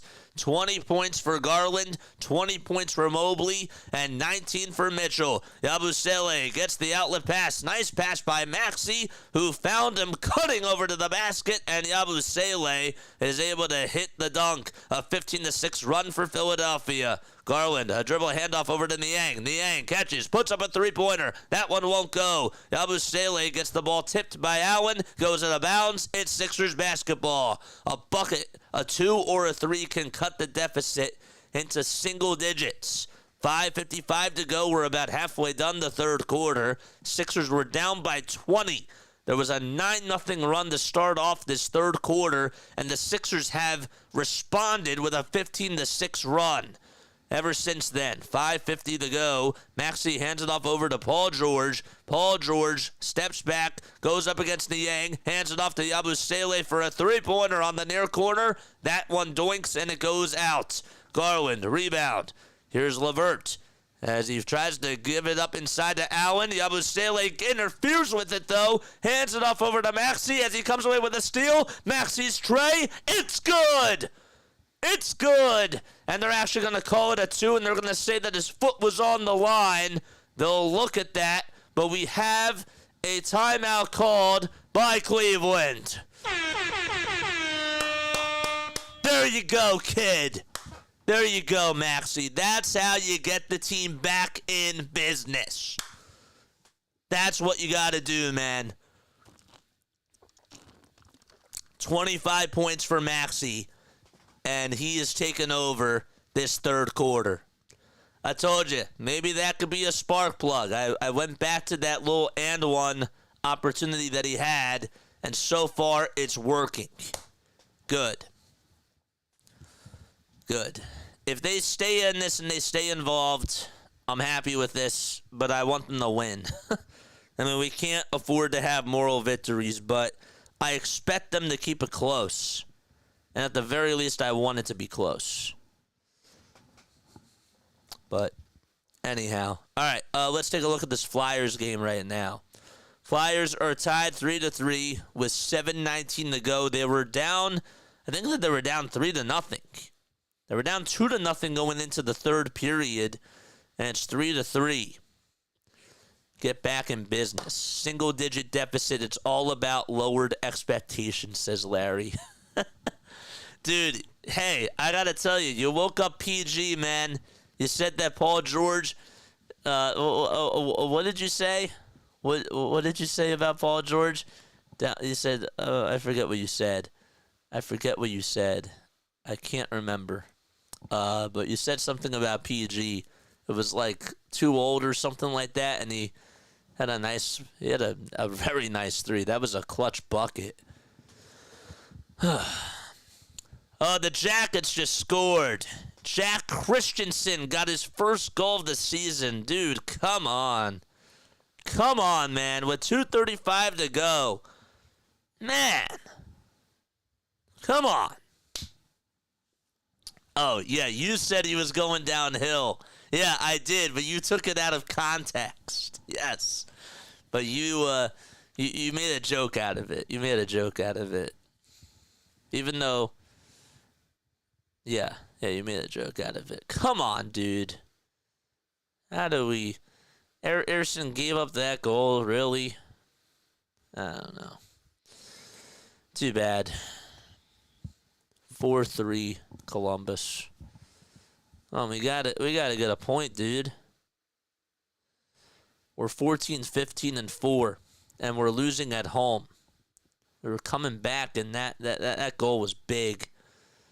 I deliberately took it out of context. Yes, exactly. Maxey today, 25 points, 8 for 16 from the field, 5 for 7 from downtown. He's doing pretty good. He's doing pretty good so far in this game. All right, so here we go. It's Jared Allen, Darius Garland, George Niang, Karis LeVert, and Ty Jerome out there for the Cavs. Here's Garland finding Jared Allen downhill, and we have a whistle called, and I think that's going to be a foul against the Sixers. It'll be a personal foul on Caleb Martin, who steps back out there for Philadelphia. I liked that little lineup that the Sixers decided to go to, with Maxey, George, Yabusele, Council, and Drummond, but now they have Martin out there as the 5. We have Council, who draws up a lot of contact with Allen away from the ball. Caris LeVert gets the ball, goes downhill, gets it stolen by Council. 3-on-2 here. Maxey, three-pointer. It's up, and it goes out. George, rebound. Council gets it back for the Sixers, and the Sixers will reset. Martin gets it. Three-point shot. That's way off the mark. LeVert tries to get the rebound, and he batters it into the hands of Darius Garland. The Sixers had three big chances. Niang, three, swish. George Niang hits a big-time bomb against his former team. And the Cavaliers go back up in double figures. George gets it over on the elbow. He'll facilitate it over to Ricky Council the fourth. Hands it off to Tyrese Maxey. Maxey steps back. And we have a foul called. It'll be on Darius Garland. And that will put the Sixers in the bonus. They'll actually say it's on Ty Jerome. 84-73. Remember, we just mentioned that Darius Garland, Donovan Mitchell, and Evan Mobley have combined to score over half the points by Cleveland so far. Mobley is over on the bench. They've put up 59 total points. That's like what Maxey, Embiid, and Oubre did last night. They each had about, well, Embiid had 34, but Oubre had he had 22, and then Maxey had 23. Maxey's first foul shot, no good. No good for Tyrese Maxey.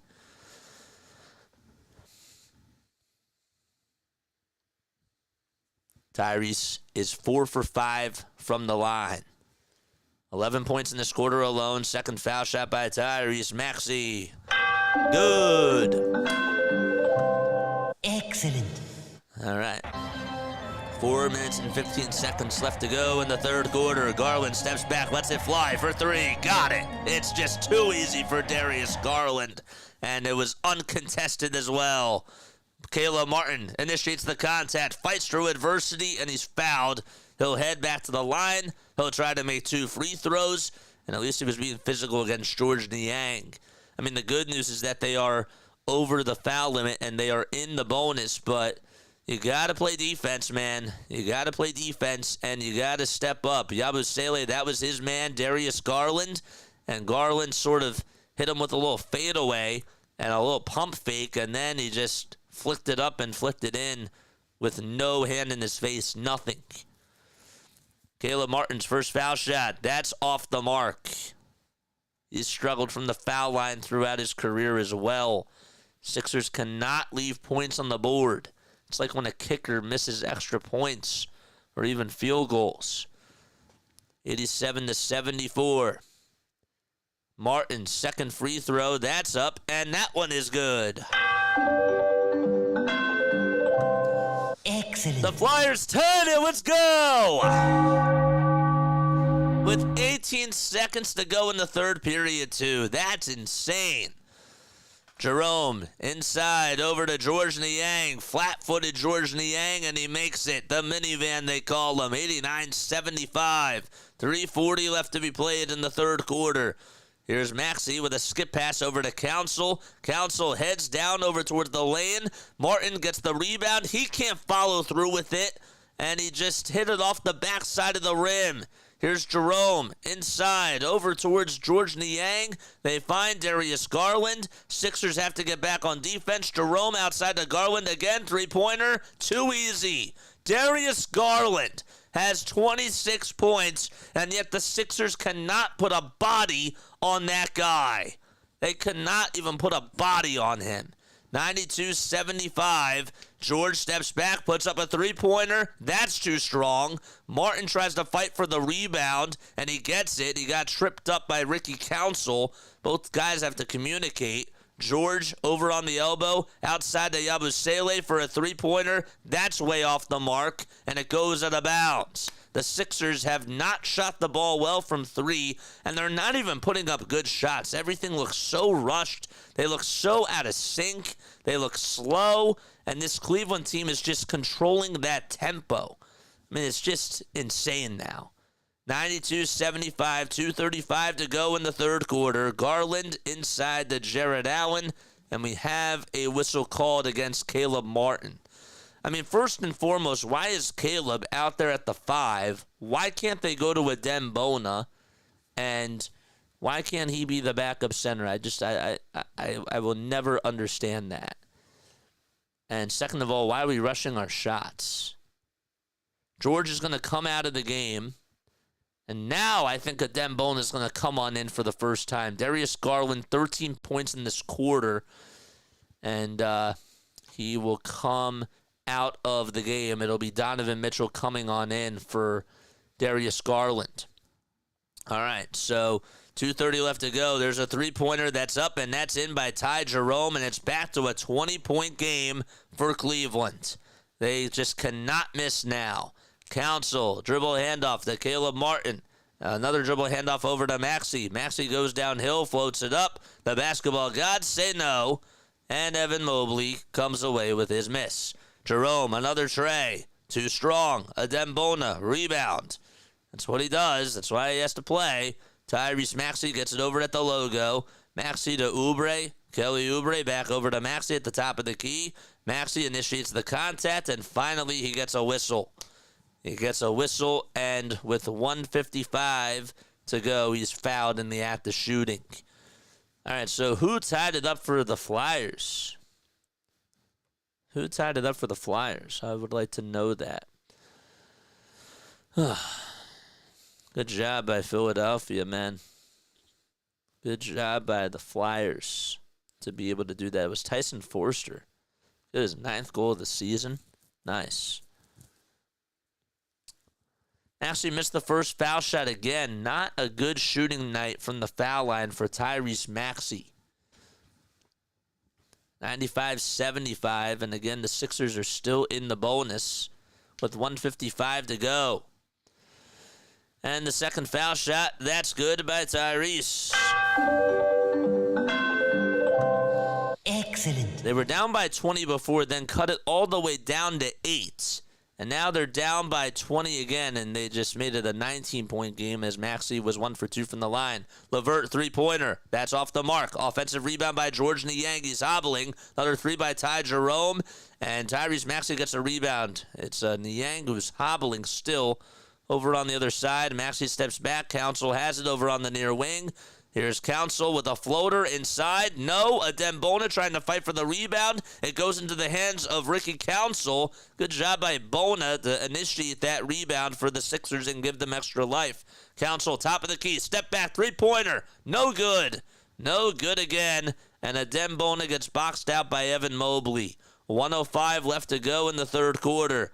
Mobley downhill, outside to LeVert for a three-pointer. In and out it goes. Oubre rebound for the Sixers. A dribble handoff to Maxey, and the Sixers go from right to left. Oubre catches, puts up a three-pointer. That's way too strong. And Mobley gets another rebound with about 45 seconds to go. 43 seconds now as LeVert gets it on the near corner. Wants to pivot over Tyrese Maxey and swing it all the way to Niang. Niang goes inside over to Mobley, and it's too easy. Mobley had a mismatch on him. It was Tyrese Maxey, and the Cleveland Cavaliers back up by 21 points. Mobley is 22 and 12. 12 rebounds, that is. Here's Council, tries to bank it in. No good. LeVert comes away with a steal, and LeVert solos it himself, and the Sixers down by 23. It's been a little bit of time since the Sixers have even put up a field goal. They have not scored in about 3 minutes. 13 seconds left to go in the third quarter. Maxey's over at the logo trying to initiate the offense here. Maxey takes it over towards the right side. Will try to fight through adversity. And he lost the ball, and it'll be Sixers basketball as the ball was last touched by Evan Mobley. I don't know how that wasn't a foul, but it wasn't. Sixers have Adem Bona give it up over to Tyrese Maxey. Maxey's runner is up, and that's no good, and that's going to do it. Sixers down by 23 points as they go into the fourth quarter, and they got a lot of work to do, but they'll be back in just a little bit. That was terrible. Ricky Council had 2 ISOs, and Maxey had 1 ISO in just a single possession where Philadelphia snagged an offensive rebound, and not one screen was set either, says Jacob Marino. And that's a very, very good point. All right, it's trivia time. Let's do it. I'm going to ask you a Sixers trivia question. If you get it right, you'll hear this. If you get it wrong, you'll hear that. You will hear that. So my question to you is, who is fifth on the all-time steals list for Philadelphia?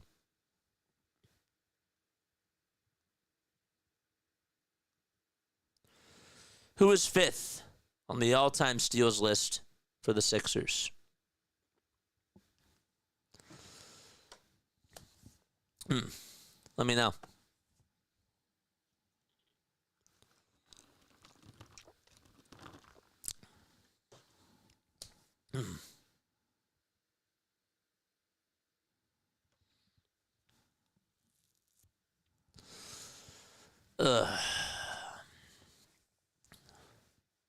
And be better play on Monday.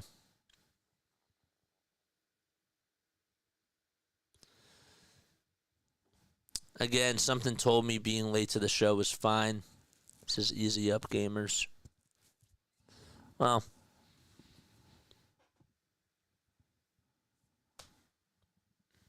I guess so. You're saying, like, in regards to the game, yeah. Who's fifth on the all-time steals list for the Sixers? Flyers won in overtime! Let's go. Let's go. Flyers did win in OT. That's awesome. What a comeback for the Flyers, man. Cannot wait to watch those highlights. They won in overtime. Hershey Hawkins. Was it Hershey Hawkins? Was not. Fifth on the all-time steals list in Sixers franchise history is blank. Who is it? Who is it? Who is fifth on the all-time steals list? Let me know down below. THK. I don't know who THK is, but that is incorrect. Bobby Jones. Nope. That's also incorrect. Darius Garland in that third quarter was 5 for 5 from the field and had 13 points. All right. So the Flyers did win by a final score of 5-4. I don't know who got the final goal. Who was it? It was Owen Tippett. Nice. OT and OT. I like it.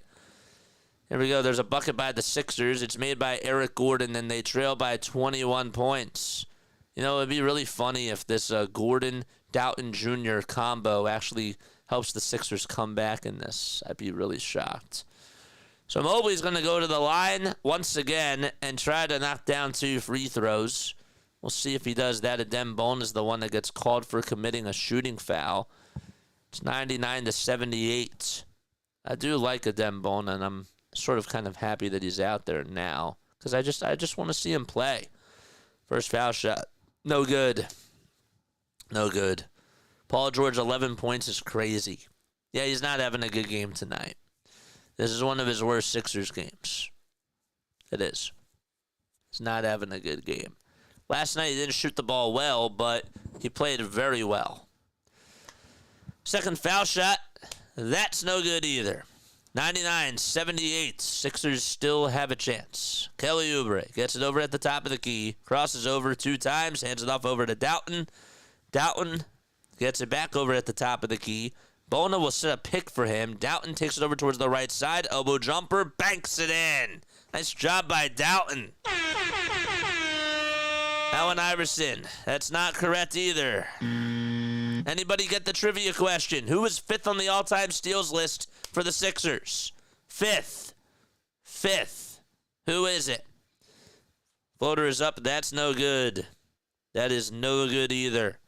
So George Niang got the floater for the Cleveland Cavaliers, former Sixer that is. Here's Gordon for a 3 on the other side. That's way too strong. And another rebound by Cleveland. It's Donovan Mitchell who has to pass it out over towards a 3-point shooter. That's Merrill, and that's way off the mark. Doughton Jr., outlet pass. Gets it downhill, floats it up. That's way too strong again. Didn't even hit the rim. That's how strong it was. hit off it was way too strong off that glass. Mobley offensive rebound off of the bad shot by Merrill. Here's a three, and that's good by Cleveland. And they're up by 24 points. Dean Wade has knocked down both threes that he has hit tonight. So Mobley with 22, Garland with 26, and Donovan Mitchell with 19. Sixers can't buy a bucket. That three-pointer by Oubre is way off the mark.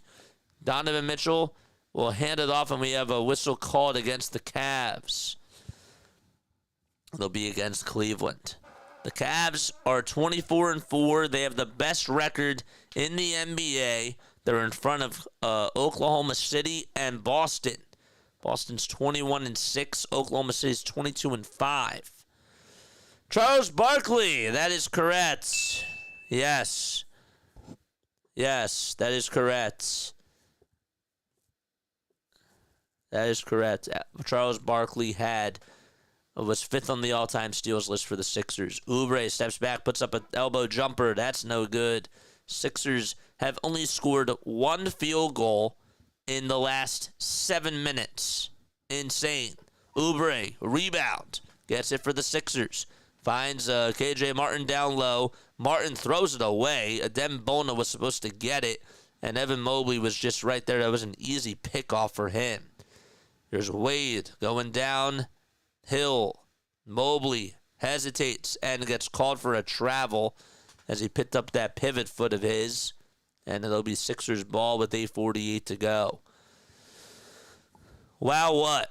Charles Barkley? Yes. You know, you guys can answer. You're more than welcome to answer. That's what trivia is.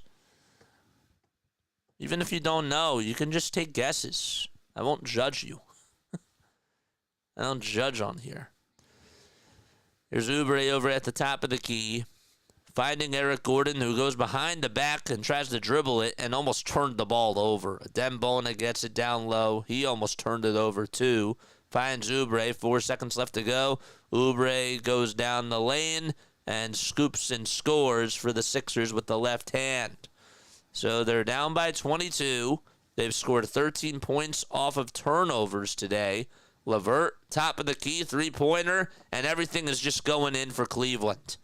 I mean, they are up by 25 points, and they are 19 for 36 from three. Sixers, they were shooting 50% from three going into the third quarter, and they have just died by the three today. And a timeout called by Nurse. And with 8:11 to go, Sixers down by 25 points. That was a nice win by the Flyers. Wish I did that game tonight. Ugh. Man. Can I even be mad after a game like this? Not really. I'm not going to do a long post-game show tonight. Not like last night, because there's really nothing I can take away from this. I wanted it to be a competitive game, and I know that there's 8 minutes left to go. This would have to be a collapse, though, by Cleveland. I would be, I'm not feeling so happy about this, but I can't, take any sort of stock into this because Embiid did not play. He has to play. He has to play. If he wasn't feeling good today or whatever the case was, then that's one thing, but he has to play. We cannot afford to just keep losing games, dude. He has to play. He has to play.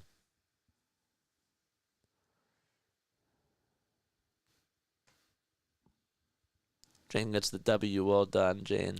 Yes, sir. Congratulations.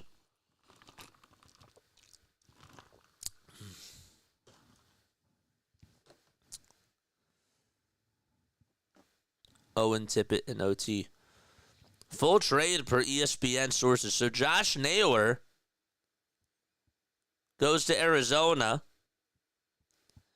Cleveland gets Slade Cicciani and a competitive balance round B draft pick. Josh Naylor to Arizona. Honestly, after them losing out on Christian Walker, that might be a good deal. So it's nice. It's never out of order, yes, sir. Drove 700 miles, made this happen. I like that sign from one of those Sixers fans. That's really funny. Fortunately, the Sixers do want to make this happen. They're down, and they got to climb a mountain and get over that hill if they want to try to come back in this. Maxey is out there for the Sixers. Oubre tries to go downhill, tries to put it up and in, and he can't even hit it, and we have a foul called on Cleveland. I mean, they're just... How have they not been able to make any sort of layups, and just they're missing so many threes? Everything looks so unsettled, and I'm not even like going to credit Cleveland's defense here because the Sixers are just not making good play calls. You know?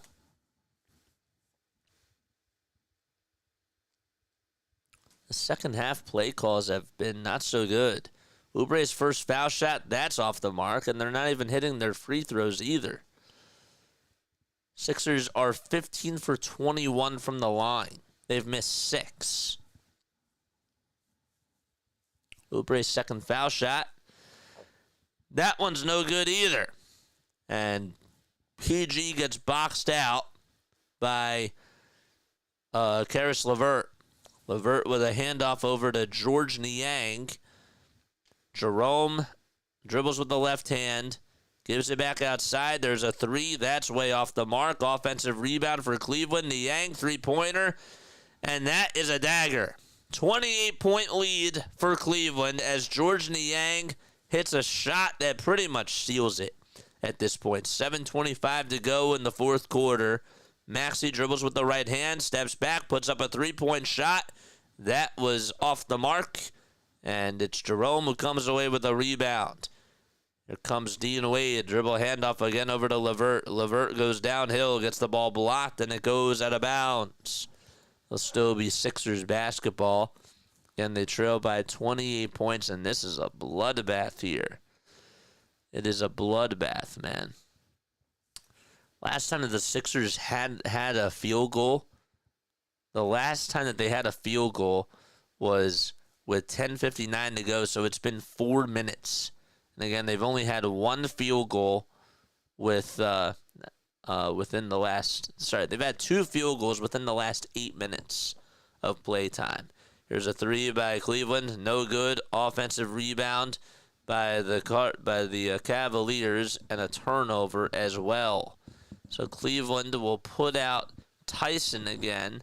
Tyson was the one that got the rebound, and he just threw it away. Game over, man. We need a new coach. We need a lot of new things, dude. But I can't take too much stock into this one because Embiid did not play. I'm disappointed, and I'll talk about it in a little bit. Maxey outside over to Oubre. Oubre back to Maxey for a three-pointer, and that's no good either. I mean, everything that the Sixers touch from 3 has turned to dust. It's been that bad. They've just disappeared. 6:20 to go in the fourth quarter. LeVert gets it over on the far wing, and the ball gets knocked loose. LeVert goes up with a shot. It hits the shot clock. It actually hit the shot clock. That's how high it went. And it's last touch by Philadelphia. KJ will step on in for Kelly Oubre. And Council steps in for Tyrese Maxey. Who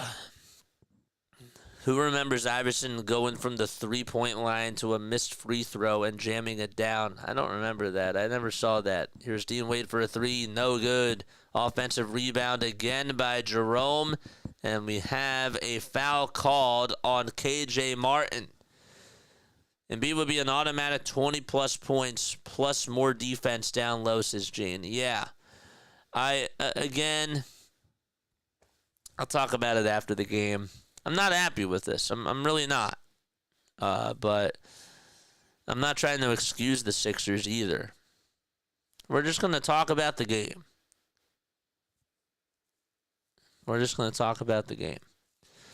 Cavaliers are second in points per game. They're first in field goal percentage. They're first in three-point field goal percentage. And first in offensive rating. But the Sixers are getting mollywopped as Tyson missed the first foul shot. And the second free throw is good by Tyson. Sixers, next time that they play the Cleveland Cavaliers will be on January 24th. And that'll be back at the Wells Fargo Center. And that'll be for the last time.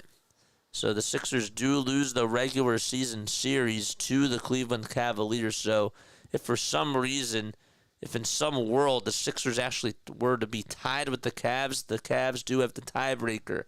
Ty Jerome just knocked down a three-pointer, and he has just hit everything. He's 3 for 6 from three-point range. George Niang's 3 for 5. Dean Wade's 2 for 3. And Mobley and Garland and Mitchell are all on the bench. 114-82. 114-82. This Cavaliers bench, by the way, has put up 35 points. They've gotten 9 from Merrill. They've gotten 12 from LeVert and 13 points from George Niang. Everybody has stepped up. Sixers, only guy that had a good game today, and he didn't even have as good of a game as you thought that he should, was Tyrese Maxey, who was 8 for 22. And Paul George was 4 for 12. First foul shot, no good for Caleb Martin. And another point left off the board. They've gotten outscored in this second half, 48-28. The Sixers, that is. Caleb at the foul line, puts up the second foul shot, and he knocks it down. Next time the Sixers do play, it'll be on Monday night. They take on the San Antonio Spurs, if I'm not mistaken. It is. It's against the Spurs. It'll be Wembanyama and the Spurs come into town. Then they play at Boston on Wednesday. And then it's at Utah on Saturday, at Portland on Monday. So they're back on their West Coast road trip. And then they play a back-to-back in Sacramento on New Year's Day at 10 o'clock p.m. And then they play the Warriors on Thursday, January 2nd in Golden State. 118-83 as Cleveland comes away with another bucket. And the Sixers, with 4:25 left to go, it's been Ty Jerome that's just been taken over for the Cleveland Cavaliers in this fourth quarter. I know one thing, I've never seen anybody do that much less than a 6'1" point guard. Yeah. He's an incredible. It was absolutely incredible, man. When is it too late to turn the season around, says Larry. When is it too late? I don't know. I'll take a look at the standings right now. We're gonna pretty much just do our post-game show now. There's another bucket made by Cleveland. It makes it now 120-85. That was Jalen Tyson that was able to put up a shot, and Dembona got called for a defensive goaltending. If we take a look at the standings, folks, the Sixers are out of the play-in tournament, right? But they are tied. They're technically tied with the Pistons. So that's the thing that everybody's looking at. So we are tied with Brooklyn. We're tied with Detroit in regards to our record, our percentage, right? And then we're 2 games behind Chicago, 2 games behind Indiana. We're still technically 3 games behind the 5th seed. We're really 4 games behind the 5th seed. So it's really not over. But yeah, it's really not looking so good. It's looking better. It was getting really, really bad in the beginning, and then we started to play a little bit better, and we won 2 in a row. But I don't know, man. I just need Joel to play, dude. I just need Joel to play. And I need McCain to come back. That losing McCain was a big loss. 120-88 with 3:20 to go in the fourth quarter. Here comes Council with a shot. He puts it up, and he's fouled. He's fouled. I'm just disappointed because I wanted Embiid to play tonight. He shut me up for 2 games in a row. He played really, really strong for 2 games, and then he doesn't play tonight. Now he better be playing on Monday, Wednesday, and Saturday, and he needs to. This is where I need to see Joel out there, man. I do. I wanted him to come back tonight and test off his firepower against Cleveland, but just did not do so. I would have rather had him play against Cleveland than Charlotte. That's what I'm really mad about. 120-89 as the first foul shot is good by the Sixers. It's Ricky Council, the fourth, who's still in the game. And the second foul shot by Council. That one's good, too. Excellent. 30-point deficit for the Sixers. And about 3:10 to go in the fourth quarter. Stay on after this, and you'll get to hear my thoughts about this game.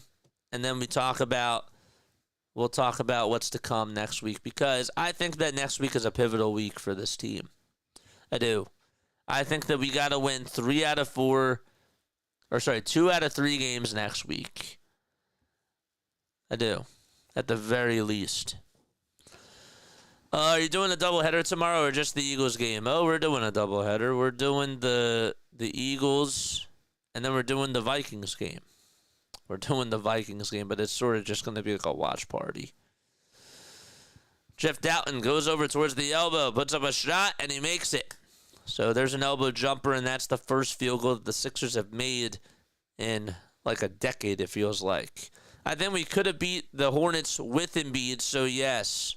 Without Embiid, so yeah, we should have played him tonight. Yeah, I ideally, we just should have played Joel tonight.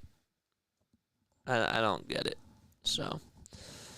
Doughton swings it outside over to KJ. Here's Caleb Martin. Martin heads downhill, floats it up, and gets the layup to go. 2 minutes and 10 seconds left in the fourth quarter. Again, a quick post-game show. We're not going to really be doing too much talking about this team because there's really not much to say. They're doing the Vikings game? Cool. Yeah, man, all these games count now for the Eagles. So I know that we own the tiebreaker against you guys, but, you know, if we lose, it's not going to look good. So I am doing the Vikings game too tomorrow. It's going to be a long day, but we'll do it. We'll do it. Now's the time, you know, when the Phillies had to look at magic numbers and all that sort of stuff, we covered those games. So we might as well do that now too. That's been my philosophy. We were doing the Lions the other day. We did that about 2 weeks ago as well, where we covered them on Thursday Night Football. But yeah. Would playing the Flyers song make you feel better? I don't think the Flyers have a song. They don't. They have a buzzer. I don't think I have their buzzer downloaded. But they don't have a song. Asia's here. What's up, Asia? How you doing? Stay on after this game is done for a post-game show. We're not going to rant, but we are going to talk about this game, and we are going to talk about what really is the Sixers' future and what our concerns are, what's something that we feel all right about. We gotta talk. If both teams win out, I think the Vikings will have the tiebreaker. Why? Because they have the better record against NFC opponents. That's what the tiebreaker is. It's about NFC. I think it's NFC record, right? I'm pretty sure that that's the tiebreaker.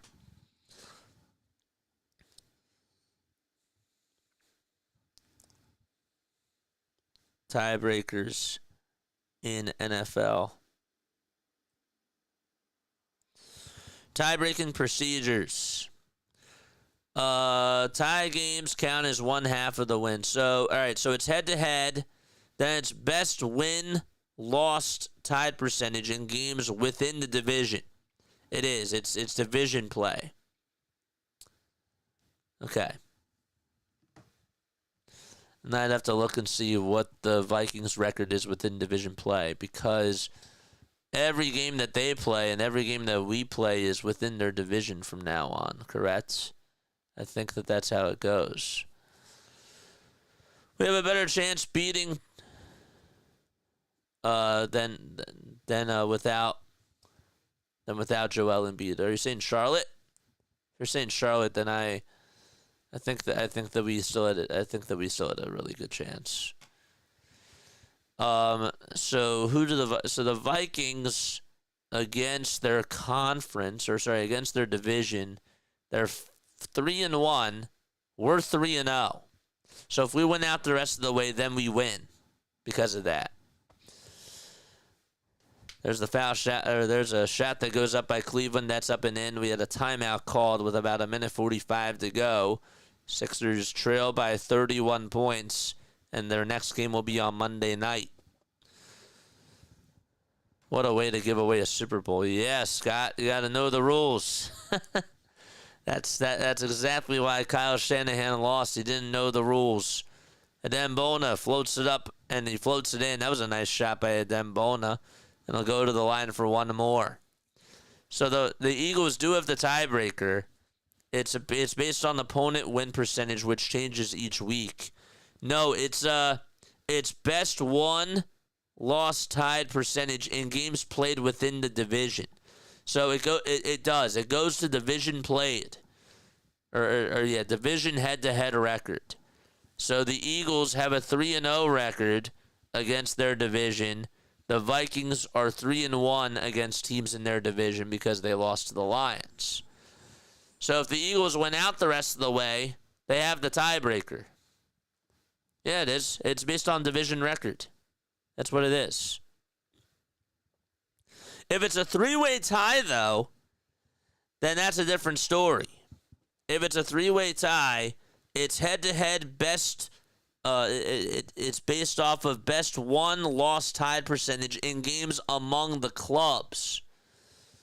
I don't know what that would mean. Okay, I see. It's a three-way tiebreaker based on head-to-head first. And the Vikings obviously haven't played the Eagles. Yeah, okay, I get that. And then it's best won, lost, tied percentage in games played within the division. That's for division title, not conference seeding. No, that's just two clubs. Oh wait, to break a tie within the division. Oh wait, yeah, you're right. Yeah, to break a tie for the wild card team. Is that what it would be? But they're not a wild card team. Why is this confusing? 126-97.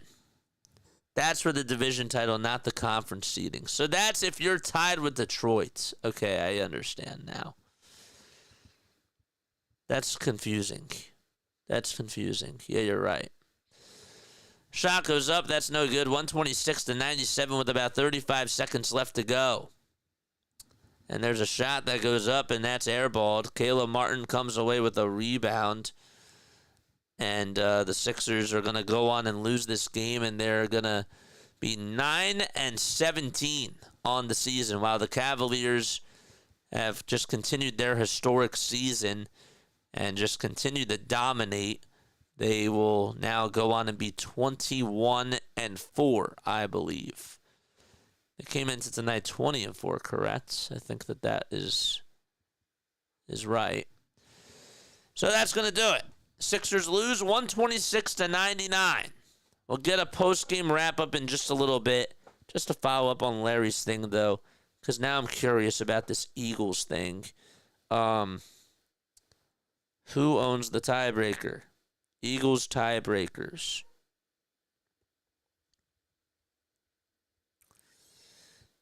Eagles tiebreakers.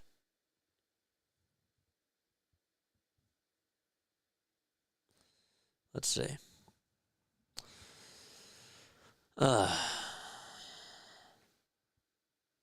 that's not it.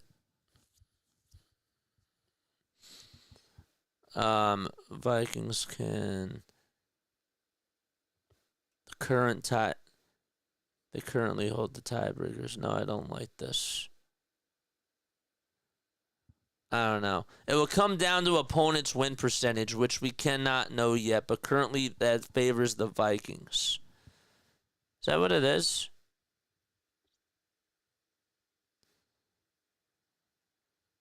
It's weird. All right.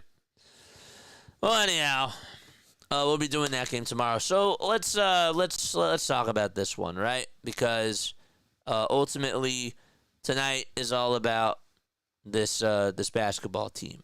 Here are my takeaways from tonight. Okay, the Sixers were missing Joel Embiid, but they lost this game because the Cavaliers were the better team, and the Sixers shot themselves in the foot because they just have the same woes that they've had all year long.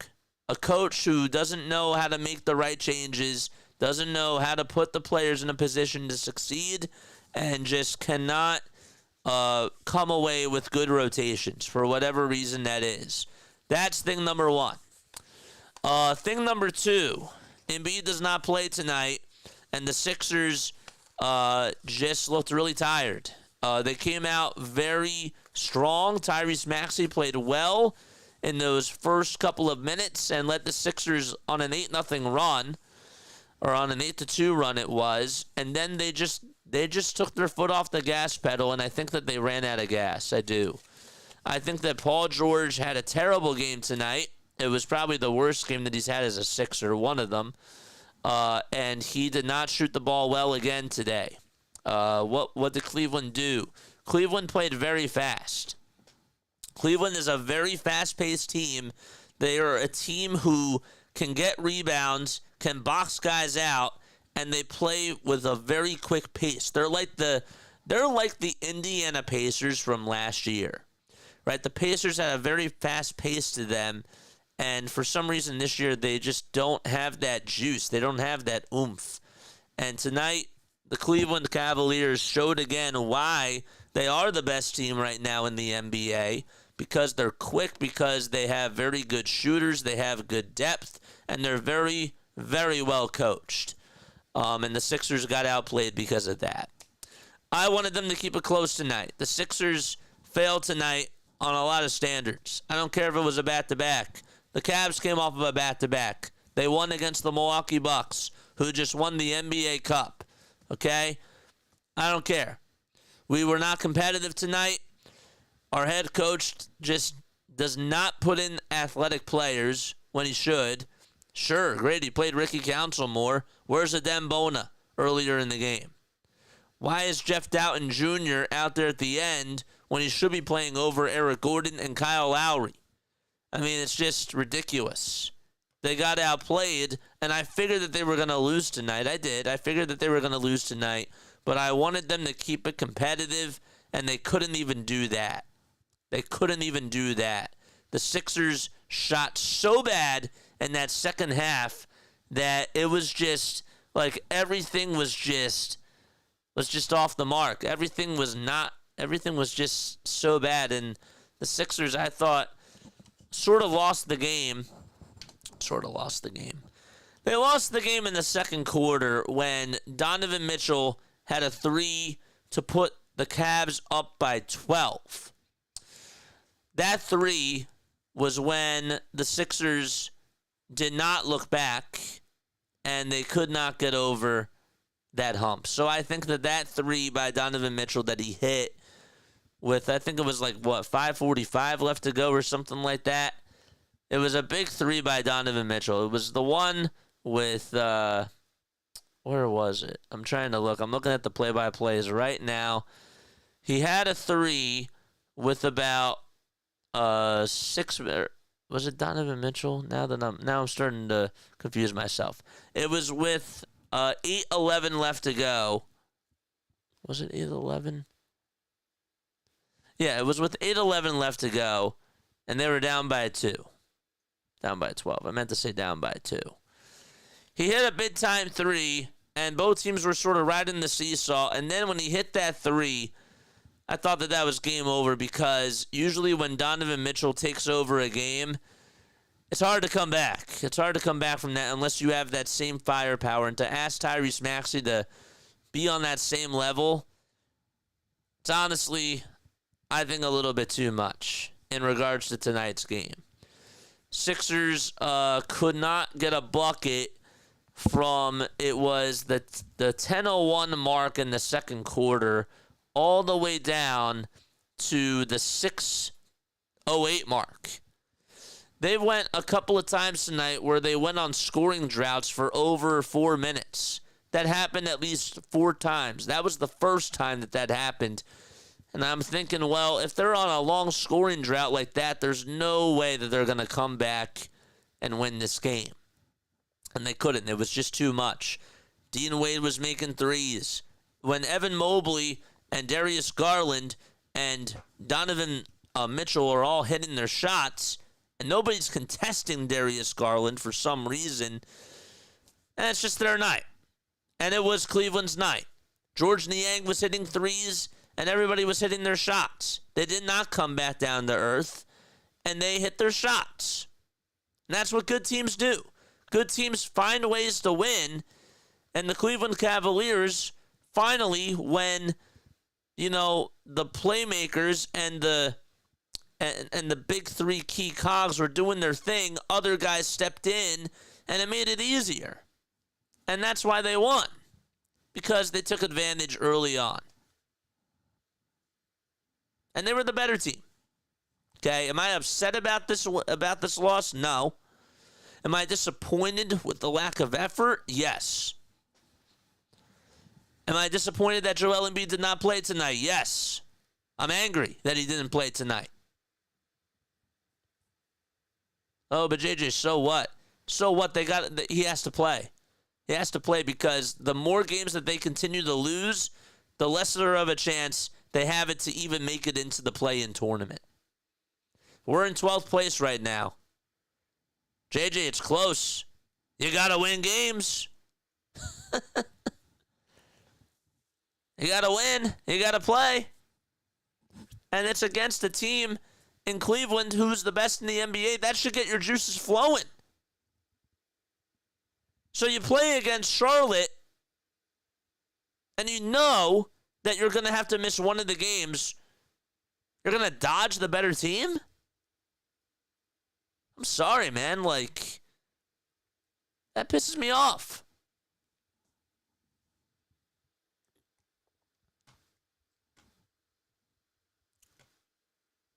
It really does. That part annoys me. Why are you dodging? Why are you dodging the Cavs, bro? Could have been one or the other. And you chose to dodge this team. Not cool. Am I mad at Paul George tonight? I'm not mad at Paul George. Didn't think he had a good game at all. But Paul George is either hit or miss, man. He came here as a number 3 option. He did not come here as a number 2 option. And usually when Embiid is out, his points do tend to go up. This year it was this game it was an anomaly. It did. It went down. He did not shoot the ball well today, and he turned the ball over 3 times, and he only had 5 rebounds. I don't know. I don't think he had a good game today, but I'm not gonna sit here and be like, oh, I'm pissed at Paul George. He didn't have a good night tonight. It wasn't his night. Maxey is getting blitzed. He's getting double teamed. He's getting tagged. He's getting hauled on. The referees, again, just don't give him a whistle. But Tyrese Maxey has to be better too. I see 27 points. But you know what else? I also see 8 for 22 from the field. And just him trying to fight through blitzes and not finishing strong. Part of the reason why he's not getting the calls, even though he should be getting the calls, part of the reason why, though, is he's not selling the calls. He's not selling those calls. and he has to. Has to do a better job at that. Only thing I'll say as a positive for tonight was that Ricky Council balled out. 11 points, 5 rebounds in 21 minutes. Made all 6 of his free throws. Had a 39-foot three-pointer that he swished. So he's my positive today. Andre Drummond in 14 minutes had no points and 9 rebounds. He didn't play well. He couldn't box out. And I understand that you're going up against Jared Allen and Evan Mobley, and you have to match up your athleticism on the both of them, but you got to play better. You got to hustle. This team looked lifeless out there tonight. They did not look like that they wanted to win and compete in that second half. They looked so tired. I like it when they fight. I like it when they give it their all and they leave their blood, sweat, and tears out there, because that when they played against Cleveland the first time, I was very, very happy with their effort. That was disappointing that they didn't lose, that they lost that game, because they were down 3 of their big 3, all 3 guys, and yet they still kept it close. This game is annoying, and it stings because they had 2 of their big 3 guys, and they could not come away with this. It's just annoying. Did I expect them to win this game? I expected them to keep it close, but I wanted them to win this game, of course. The mindset should be to go out there and win every game. But no, I thought that the odds were going to be against the Sixers tonight. Yesterday was a practice game, and Embiid is still ramping up. Great question on Joel. Should have not played yesterday. Better team in the Cavs. He should have played today. And you know what's really sad? Remember the Denver fans from last year? Saying that he's ducking playing in Denver? We defended them. They're starting to prove us right. They're starting to prove us that they were right. Maybe he is ducking, top-tier opponents. A lot of the times this year, when you really do think about it, let's actually go through their schedule.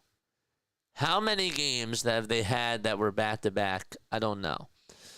They had a back-to-back against the Suns and the Clippers, I believe it was. The Clippers and the Lakers. At that time, he was out. Oh, yeah, the Knicks and the Cavs. Okay, the Knicks he played against. The Cavs he did not, but those were both good teams. Then I think it was the Heat, and then it was the Grizzlies. If I'm not mistaken, was it the Heat and the Grizzlies? Maybe not. Yeah, it was. It was the Heat where he played. They ended up losing, and then the Grizzlies, who were the better team, he didn't play against them. JJ, you have the Mamba mentality. Nick Nurse doesn't have that same mental toughness as you. Oh, thanks, dude. I appreciate that. I don't get it. The play calling has been bad. The rotations have sucked. And Nick Nurse again tonight. I mean, I'm not surprised. This is who he is. I'm not disappointed that they lost this game. I'm not angry that they lost this game, because this is who Nick Nurse is. I said I would like to see a Dembone out there tonight. Am I surprised he didn't even play until the fourth quarter? Hell no. It's Nick Nurse. He is who he is. And yet he still plays Lowry, and yet he still plays Gordon, because he has I don't know. I don't know. I don't get it.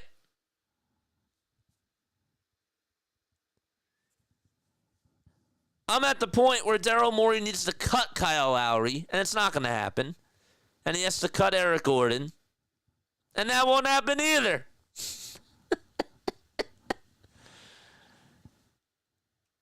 I don't know, man. Last year we defended him. This year we're scrutinizing him. He's lost the benefit of the doubt. Nick, too. Yeah. People don't like it when I say this, but Joel's on my trade block. Still is there. Yeah, he played well those last 2 games. He has. He's played better. He has to keep proving me wrong. I said last night, you can go back to the postgame show. I said, guess what? He played well tonight. I said that last night. I said he's looking more like his old self. And if he plays 75 to 80% of himself from last year and from 2 years ago, whatever it is, that's good enough to help the Sixers win games. It is. Is it good enough to help them win a championship? I don't think so. But, we got to win. We got to win games. And he doesn't play tonight. And it's disappointing. That's what I'm disappointed with. That he didn't play tonight. And he chose to take on the Charlotte Hornets and not this team. Play well Monday, man. Play well Monday against Wemby. That's a big matchup. Play well Wednesday against Boston. That's a big matchup. Then we go on our West Coast road trip again. Just play well next week, man. We can't afford to be losing games and letting us slide down even more. That's over. It's over with now. Now's the time where we got to really start racking up W's, and it starts on Monday. The pickup for the Sixers season starts on Monday. Do I think that they can do it? No, because why do I believe that Joel Embiid's going to play even 50% of their next games? That's not even just Joel, too, by the way. Like, everybody's in and out of the lineups. McCain's still out. He has the surgery. That's a big loss. Can't lie about that. Nobody can stay healthy.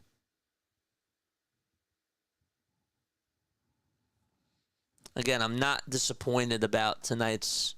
I'm not angry about tonight's loss. I'm just disappointed with the lack of effort. Put up a fight. Show something. Scratch, claw. Do whatever you can to just make it a competitive game.